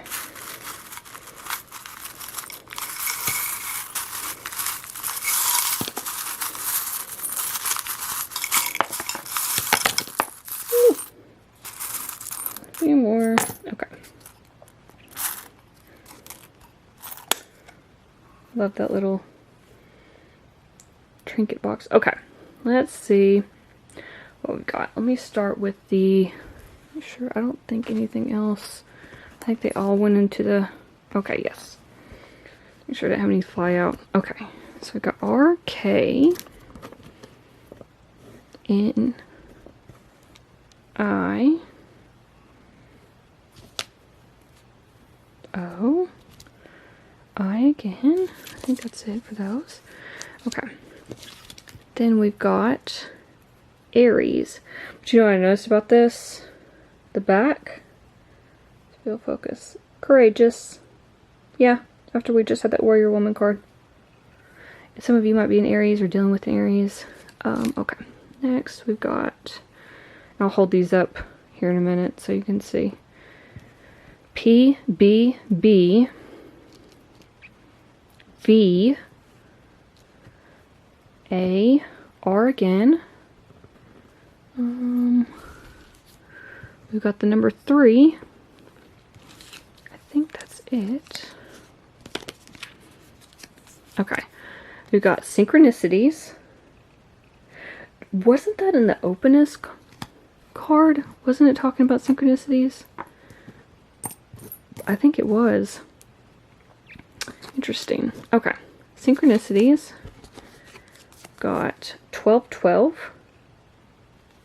So that'd be maybe something you're seeing on the clock. We've got 666. Could also be a number you're seeing. 111. Focus. We've also got a bunch of 1s down here. Matter of fact, they're all 1s except for the K, which is a 5. And then we've got a 3.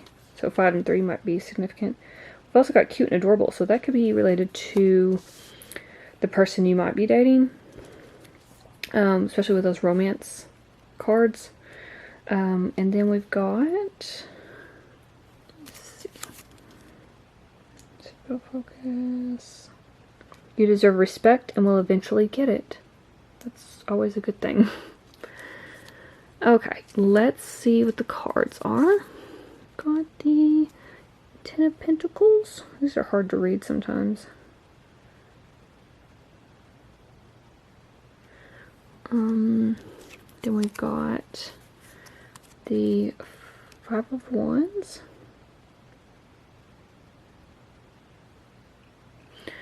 And then we'll put these down here.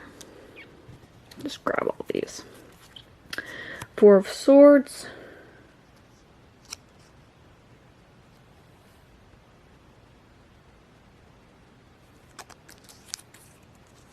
The High Priestess. And the Six of Wands.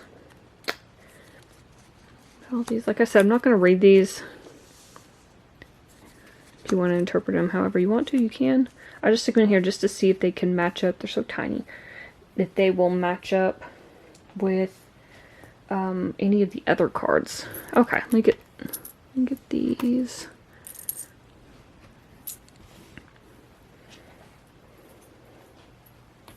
Okay, so for your charms, I've got the Moon and Star. Actually, 2 stars.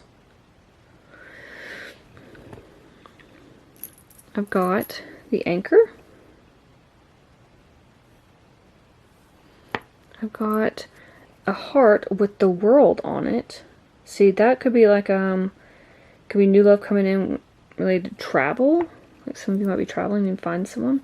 This is my Alice in Wonderland card, which means usually it feels like you're, or card, not card, charm. It feels like you're going down a rabbit hole, basically. That's that whole fear setting in. I've got a cross, so somebody might be religious. Seashell. Could be headed to the beach. You know, that Fool card talks about adventures and, you know, new surprises, taking, you know, that first step towards something spontaneous. So it could be like you're going on a vacation. That's usually my vacation card. And when I think of like the star, I think of the Aquarius, the star card, the Aquarius card.